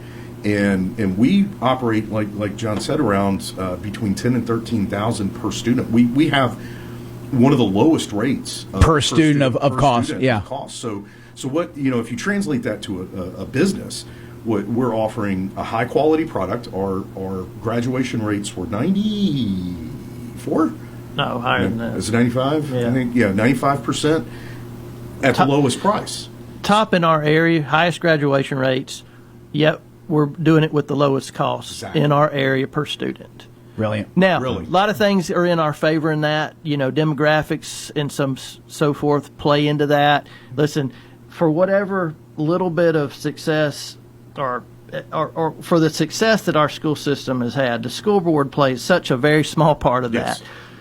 Students, their parents, grandparents, loved their involvement. ones, involvement, along with certainly our top-notch staff and what and our superintendent, Mr. Underwood, that plays such a crucial role. I can't overemphasize the fact that parents, listen, the biggest thing that makes a child successful throughout their career is learning to read at a young age. Parents reading to their kids, believe it or not, all the studies show. Doing that, getting them at an appropriate or above appropriate grade level reading age in elementary school makes the success rate for them so much less greater. likely to get in trouble, more likely to succeed in life. I agree. It's a big deal. You're listening to the Marc McMain Show. John Jessup, David Breedlove, both on the Walton County School Board. Guys, I want to throw this out there too. I remember speaking to Brian Hobbs. I was invited to go do principal for a day at Loganville Middle School a couple of years ago. They're never going to have me back because the first thing I put into place was that we're going to a 4-day school week, and the kids loved it. Brian said, "Get out! You're never coming back." But no, in all seriousness, Brian was telling me that, he goes, Mark, I think at the time, now granted, this was a couple of years ago, and maybe this has changed, he had, let's say, 2 openings, and he had 100 applicants for it. People want to come here, and they want to be part of what's going on in Walton County. Absolutely. Yeah, is that still the same? Is that going on? It is, and there's several reasons for that. But number one is the teachers know that the Mr. Underwood and his team will have their back. Now, I don't want this to sound mean, but it's basically we don't put up with a whole lot of nonsense from students that want to be disruptive and not learn. I mean, there's another 20-something kids in that classroom that want to learn. Yeah. So for that person that doesn't, we're going to give them mercy. We show them a lot of mercy. If by the time they get expelled or doing some in-school suspension or out-of-school suspension. You guys have taken a lot of steps in that time. Yeah. Yeah. It doesn't happen just on their first offense. Right. But our teachers, I think, they appreciate that because they want to teach. Yeah. And so that's one of the reasons we pay. We try to pay at certainly at a fair, but at a little bit above average if we can. And again, we're competing against Gwinnett County and some other counties close by that have to pay more because the teachers don't want to teach. That's what I was going to say. I think, again, going back to my conversation with some of the principals, is that's what's taking place in Gwinnett County is there's an exodus from there because they don't have, the superintendent doesn't have their back. And so it's a different culture. And I think what we're doing here in Walton County and the surrounding areas in Morgan County, I know is doing great. Oconee County has been the flagship for great public schools for a long time. And I think what that's done is I like to use the phrase that high tides rise all boats, and that's what's happened. So all the surrounding area now are really performing. Guys, in our last 2 minutes for this segment, anything else that you want to add as far as the school tax or the budget's concerned? Yeah, I'd like to just jump in real quick on that and say, things. So a little bit of difference. If you move from Gwinnett County to Walton County, and you're going to see a higher property tax, a lot of that's because Gwinnett County has a huge tax base on industrial or business tax, right? Where Walton County doesn't have that. So that part of funding that the county has to provide, or the school system at the county level, we just don't have the businesses to tax them to reduce the individual property tax as some the industry that's in Gwinnett, or that makes sense. Or even say Rockdale County, such as. But because even Barrow has 316, the 316 corridor, part of 85. It brings in a lot of businesses, and we're so we know that sometimes it's a sticker shock to see how much that school tax is on the property tax bill. But rest assured that we are doing as best or as good of a job as possible to minimize or to get the best bang for our students education wise at the best possible price for our stakeholders, our citizens of the county. Well, and that's it. I mean, ultimately, we want, I don't want to refer to students as a product, but the end product, if you will, is a young man or young woman that wants to get out and participate in this American dream. Yep. And be a part, like you said, whether it's enlist in the military, enroll in school or further education, or just go get a job. Exactly. Yeah. Yeah. We're going to talk about that. We'll continue that conversation. We come back. Marc McMain, John Jessup, David Breedlove. Hold tight.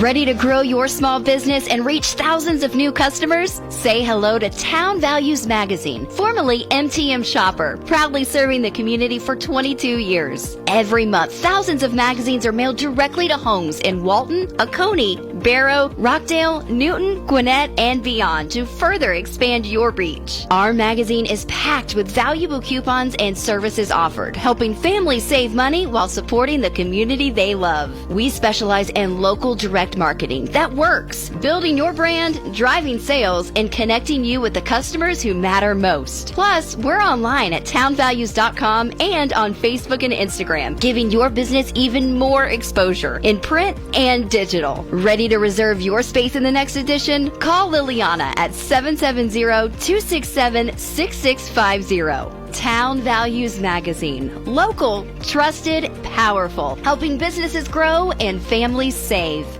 Cassie Enterprises invites you to stop in and see their new line of Coyote brand tractors, UTVs, and Bad Boy zero-turn mowers. Coyote tractors have the power to handle any job. Working on the farm, landscape business, and more, Coyote tractors are dependable and ready to work for you.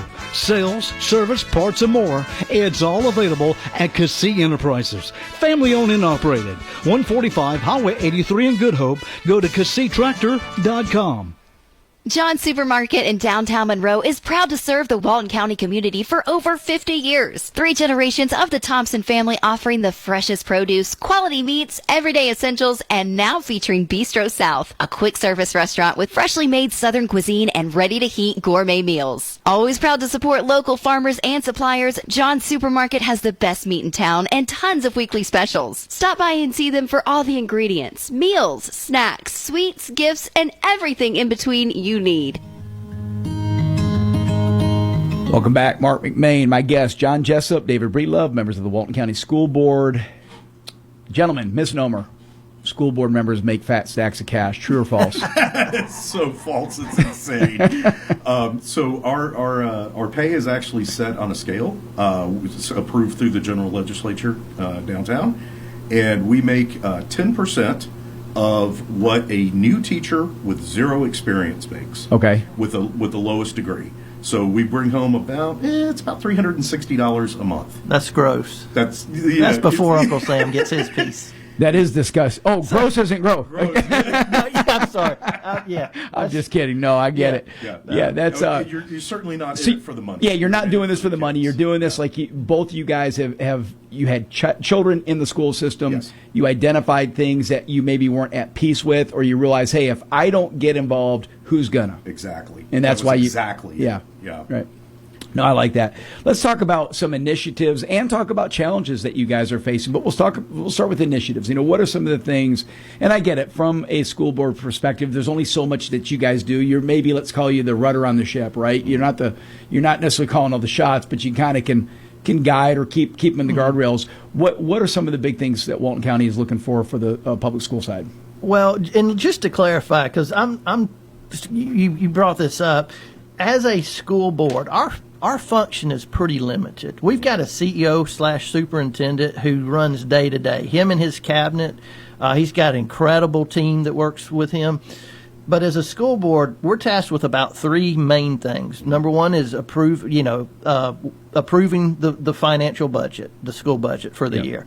Number two is to hire and, in the unlikely event, have to fire superintendent. Yep. Okay, and then number three is to help set vision. Now, certainly the school, they're doing a great job. The school system, they come to us with some changes or tweaks that may need to happen, and some of that is dictated at either from the federal or state level or whatnot. But we're there to help with the the vision of it. But the day-to-day operations, we are not to get involved with. And how important is the leadership that we have? Because you have Chip Underwood now, but prior to him, Nathan Franklin, Sure. and then before him, you had Gary Hobbs, right? Yes. So that's like incredible back-to-back leaders. great guys. Listen, incredible leaders, and quite frankly, all of them were probably recruited by bigger counties to go work for those bigger counties with larger pay, and they elected to stay here at Walton County. And part of that is because the school board would have their backs. Yep. They weren't going to go to a county with a lot of drama on the school board system issue. But tremendous leaders. If I may, on the school board piece, we you see a lot of school districts where there's controversy within the school board, and the school board members are arguing and things like that. And you don't get that here. It's not because we always agree. We don't. We discuss, and we come to a compromise and a resolution. A superintendent, imagine a work environment where your bosses are constantly arguing with each other versus one where everybody sits down, discusses, and comes up with a plan to move forward. That's what Walton County is. We sit, we discuss, we find common ground, and we move forward. Dr. Franklin, Mr. Hobbs, they were incredible superintendents. Chip Underwood is doing an awesome job right now. He's moving us in the right direction. And when you were talking about the things that we do, if you think about the difference between policy and procedure, we write policy, we say this is where we need to go, and then the superintendent takes over, writes procedure with his crew. And that's a good way of putting it. Yeah, to execute that makes sense. It, yeah. Well, and I had Amy Parrish and Michael Ransom on from Oconee County School System about 2 months ago, and they said the same thing. I said, what are some of the initiatives? And so, well, hey, we're not driving the ship, right? Yeah. And so, but what would be an example of something that maybe originates from the school board that then becomes executed by the chairman? Would it be like a school safety initiative? Is there an example that you can give us of something that was born with your ideas? I mean, I don't know, quite honestly, because of our limited involvement in the day-to-day operations, that may be a hard question. Now, as a school system itself, the school board and superintendent, number one priority is school safety. Yeah, right. And that's been a big deal, especially recently. Yeah, in our, our hearts go out to those folks over there in Barrow County and whoever was impacted. But some lessons were learned from that we've been implementing. Listen, we work hand in hand in that regard with our local sheriffs. Of course, prior was Sheriff Joe Chapman. Now we got Keith Brooks in there, and then with our city police chiefs as well. I know it's Dick Lowry at Loganville and R.V. Watts here in Monroe. There you go. Yeah. Mm-hmm. And so they run simulations during the summertime right before school gets back in on school shootings and whatnot. But that's the number one priority. We've gotten money from the federal and the state level to help with that. We had about a month or so ago, we had Daniel Dooley on, who is the founder of Centegix, and shared the story how they had just implemented that system. Judd Smith, the sheriff of Barrow County, was on sharing as they just implemented that system, not even a week maybe. Yeah, before the shooting. Yeah, it was still brand new. It was still being tested. Yeah, and so I know it is front and center on everybody's mind. Yes, we want to be sure we're educating and preparing these young men and women for the future, but we got to keep them safe. Got to keep students and staff safe. And it's a balance too, because we've got those secured vestibules now, and all the different elements of security that they put in place. A lot of it being driven by the state, which I'm grateful for. But at the same time, you don't want the place to feel like a prison. Right. So trying to strike that balance between what's good for the student mentally and physically versus what's keeping them safe. Yeah. You know what? Just that brought up a point. So, David's point about mentally. And that's one of the things that it's actually being driven a little bit out of the state as well. And thanks to Mark and Bruce Williamson and Ray Martinez for all their support in some of this stuff as well. But mental health, big time issue among our just the younger generation, students in particular, not just Walton County. And so as a school board, especially David and I, are driving that, pushing, basically telling our superintendent and his cabinet, hey, listen, we've got some money in reserves. We don't spend it foolishly, but mental health is a big deal. It is. We don't have, a counselor at a high school, their typical job is to be more to help a student decide whether he's going to go, like you said, get a career, go to a trade school, college, or whatnot. But they're also being asked to do a lot of mental health counseling. And so right now we're looking at actually hiring some mental health, counselors or... Yeah.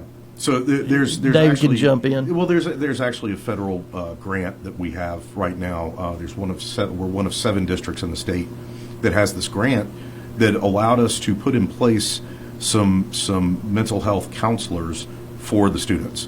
Where a lot of districts couldn't tap this resource before. And I think the incident that happened in Barrow and Appalachia drove home to a lot of the legislators in the Gold Dome that, hey, this isn't just something that's going on in other states. It's here. It's in our backyard. It's in our backyard. And my, one of the big things I've been harping on for the last 5 years, to the point that my fellow board members are ready to just beat me, is mental health. You have addiction, you have, and I'm guilty. I'm on social media, but social media is poison. Yeah. Especially to somebody who has already an unstable personality. It just drives them further into a hole. It is. It's frightening the impact that has had. We did a series on that about a month or two ago, and it was very enlightening just what this device, the impact that alone has. Quick question, Marc McMain, we're talking with David Breedlove, John Jessup, Walton County School Board. Quick question for you guys before we take our final break here.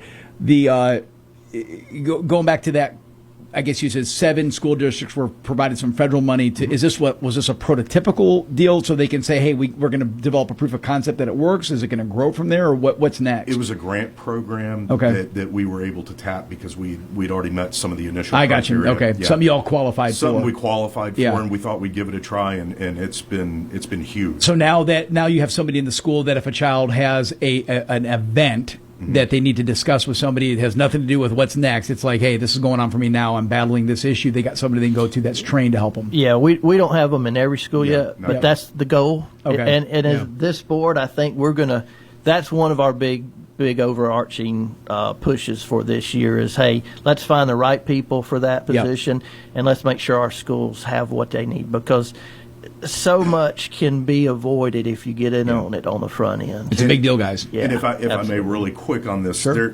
it's when we talk about this, we talk about teachers needing to teach. They are not mental health counselors. They're not counselors. They're teachers, and they just want to go in and teach their subject. And like John had alluded to a moment ago, we're pulling them in so many different directions. Programs like this help us establish personnel in the buildings, within the district, whatever, that can jump in at a moment's notice without having to fill out 50 forms to get a kid to see a counselor. Yeah. That they can actually just go, hey, Billy's having a bad day. You might want to check in on Set an him. appointment with him. Exactly. And make it The nice and teachers have simple. somebody to send them to. That's brilliant. Exactly, so that they can get right back to teaching. And again, every minute that we can teach a kid is just one more minute that we can teach a kid. That's right. We're not having to deal with some sort of emotional or disciplinary issue. I love it. So. Yep. Good stuff. I love hearing that. Didn't know that was even in play. Marc McMain, our guest, David Breelove, John Jessup. We'll be right back with our final segment. We're going to talk about preparing these young men and women for what's next after high school.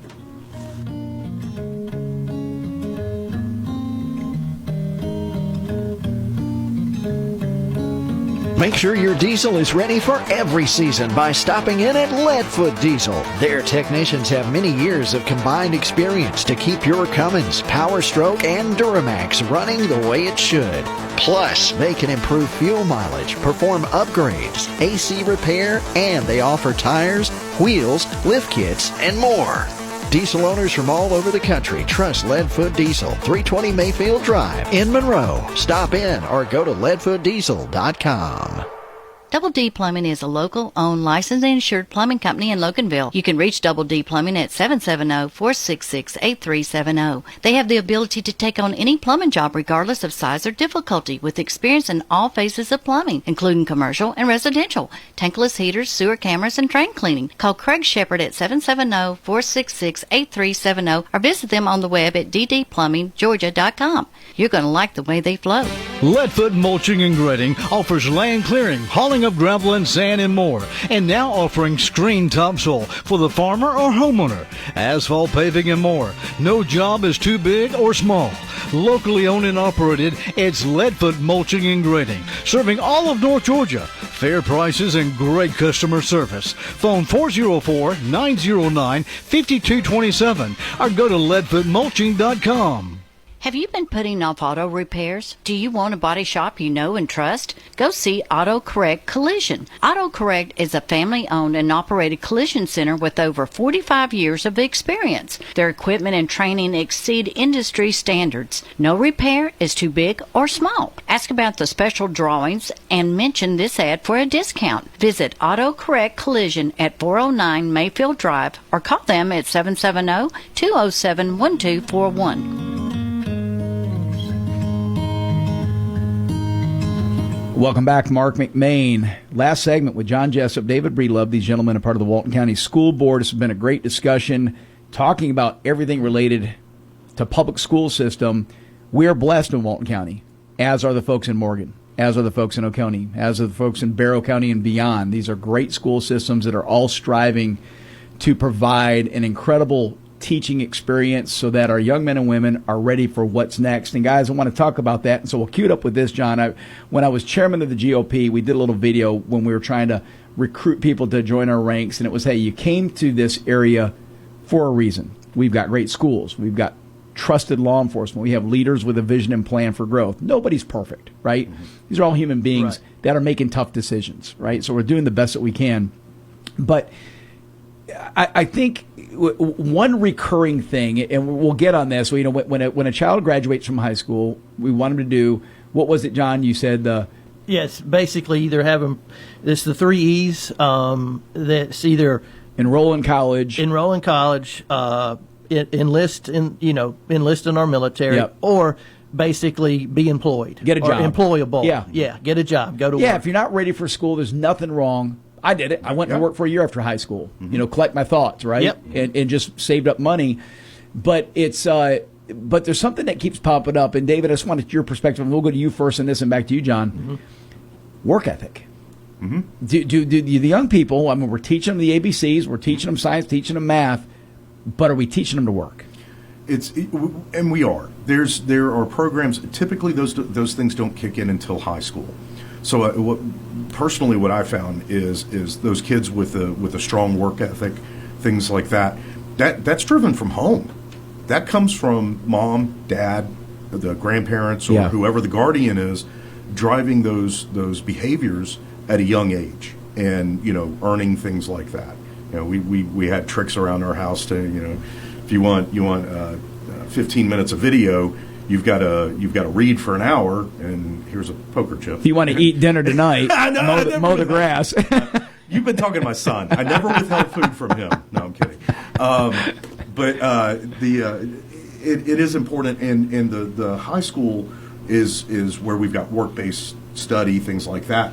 But we do career programs at the middle school level, so we're kind of introducing that earlier on, even now, because I think there's a trend more lately toward the trade schools and things like that. John can speak a lot more to that. Yeah, we pick on this generation, and I'm sure my generation was picked on as, where's our work ethic compared to the, and there's that. But I'll tell you, Mark, when you try to start helping your kids at 8th grade with math, and you can't, because we have accelerated the learning at such high levels, it's like, all right, these kids may look lazy. They may not, want to get out there and split wood for the fireplace, but geez, they've got a tough It academic. is so funny you say that. My son Matthew, I want to say he was in 6th grade, maybe 7th grade, comes home one night, and I was used to helping the kids with homework, and he rolled out something, I don't know, it was some biology, physics, chemistry deal, and he says, hey, Dad, he says, can you help me with this? And I'm looking at it, and I'm like, I said, son, look, I hate to tell you, I can't help you with this. He said, no. He goes, I already knew it, Dad. I just want to see. I just want to show you I know more than you now. And I was like, you know more than me. So you're right. That's a sign of a great school system, though. Yeah.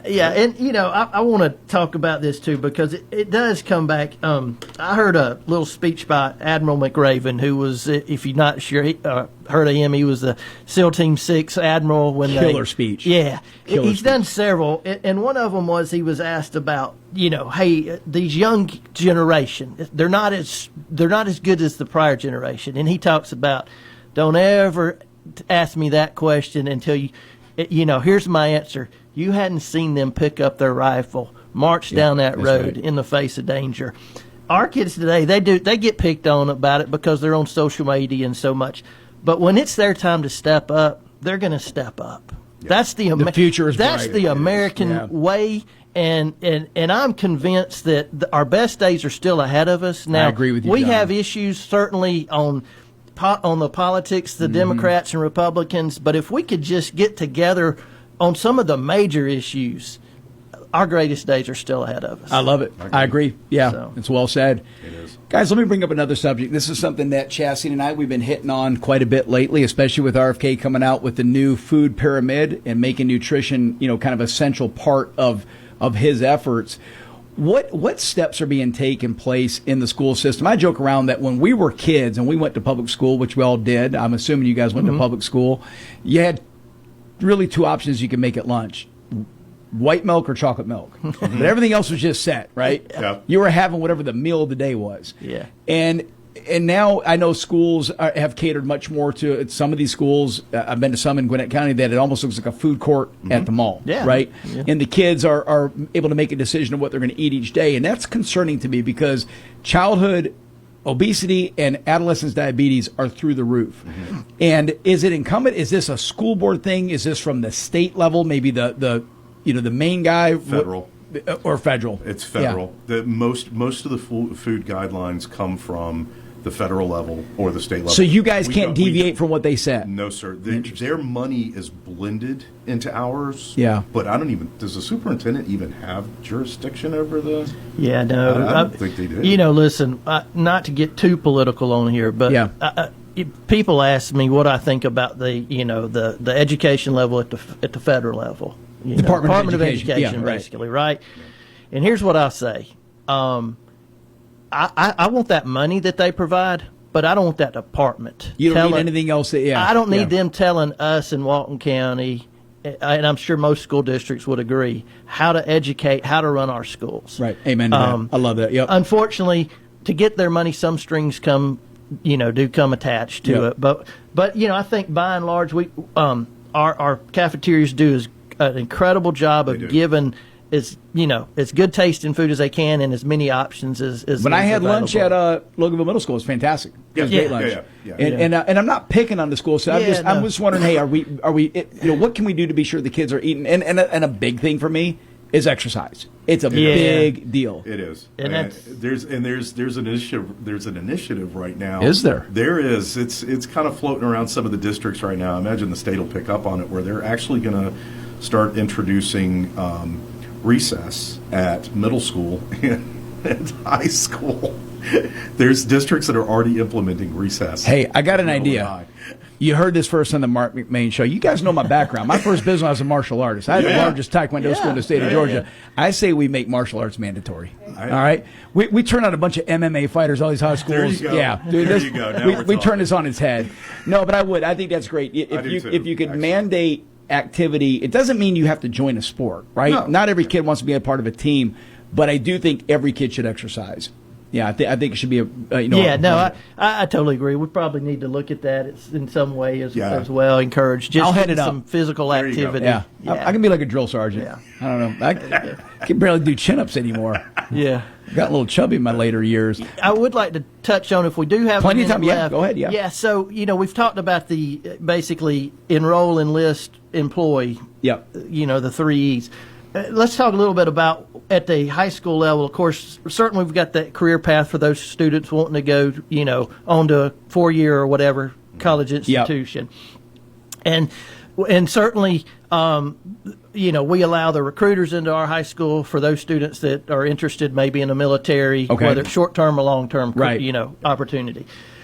As we have seen the world evolve, our superintendent, his team brought some challenges to us. Hey, we've got, and certainly as the business leaders, and you've probably even talked about it before, we've got a shortage of technical jobs, technical skills, such as we have a shortage of plumbers, framers, electricians, and so forth. Just had a guy on the show 2 weeks ago talking about this. Yes. Yep. Yeah. Welders. Yes. I mean, every technical field you can name. And you have a front row seat to this, John, as a builder. Absolutely. Yeah. Absolutely. I mean, I tell people all the time, if I was starting over, just coming out of college or something, what would I take a career path? I would look at one of those trades, and I'd go work for somebody, learn it well, start my own business, and you'd have a really good career, I think. But we've got at one of our local high schools, we've got a construction STEM program where just those type of things now are being taught to students. I love hearing that. All right, that's good stuff. Literally teaching them how to build a house. Other high schools, it's amazing. We have similar, different paths, but similars. And if I'm not mistaken, sometimes these students can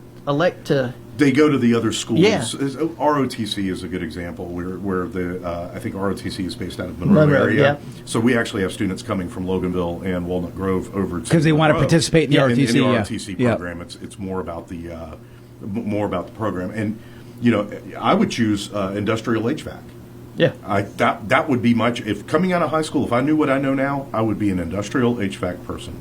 Every one of those paths, if you think about whether it be welding, plumbing, electrician, carpentry, industrial HVAC, even if you don't want to get into the ownership side of that equation, if you just want to work for an established contractor, you're going to make a fantastic living. Absolutely. You're not going to have college debt. You may have a little trade school expense.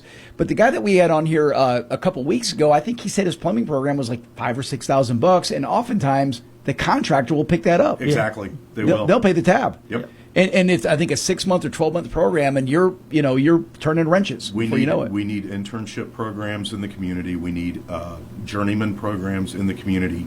Those are the things that'll make a difference. And I'll cue this up one more time too. No better path, in my opinion, too, for those that think they're cut out for it in the military. Absolutely. And I appreciate your service to our country, John. I learned something new about you today. Yep. No. Actually, for me, and I think a lot of our kids, it would really help them get prepared for, what comes next after high school if they're not sure. That's right. Well, one of the gems is to the service academies, which we're going to have Service Academy Day. We don't have a date set for this, folks, because there's a lot of moving parts to this, but we are going to do it if you have a young person in your orbit that is looking to serve our country after high school. You may want to consider one of the service academies, but they have to be cut from a special class of this. This is not for the average kiddo. Yeah. You got to be wired tight. Guys, I greatly appreciate y'all joining us today. David Breedlove, John Jessup, Walton County School Board. You guys were a lot of fun. Very informative. Thank you, Mark. Thank you. Y'all knocked it out of the park. Thank you. You made full school fun again. There you go. All right. You're listening to the Marc McMain Show. What's on store for this tomorrow, Chastity? Absolutely. Absolutely. So tomorrow we'll have Miss Jessica Verge from the Towers at Snow's Mill. Yeah. Talking wedding dresses. Talk about the towers and Yes. all kinds of cool Yes. stuff going on Super there. Yep. exciting. And then it's a woman takeover. It's a hostile takeover. It is. Liliana and Jennifer House. She is the In women's studio. pastor at Greystone. They're coming in studio. I don't even know they're going to let me talk, Chastity. They may just kick me out. That's okay. Yeah. They got We'll have fun. got their positives. Stay safe until tomorrow, folks. We'll see you at 12 noon.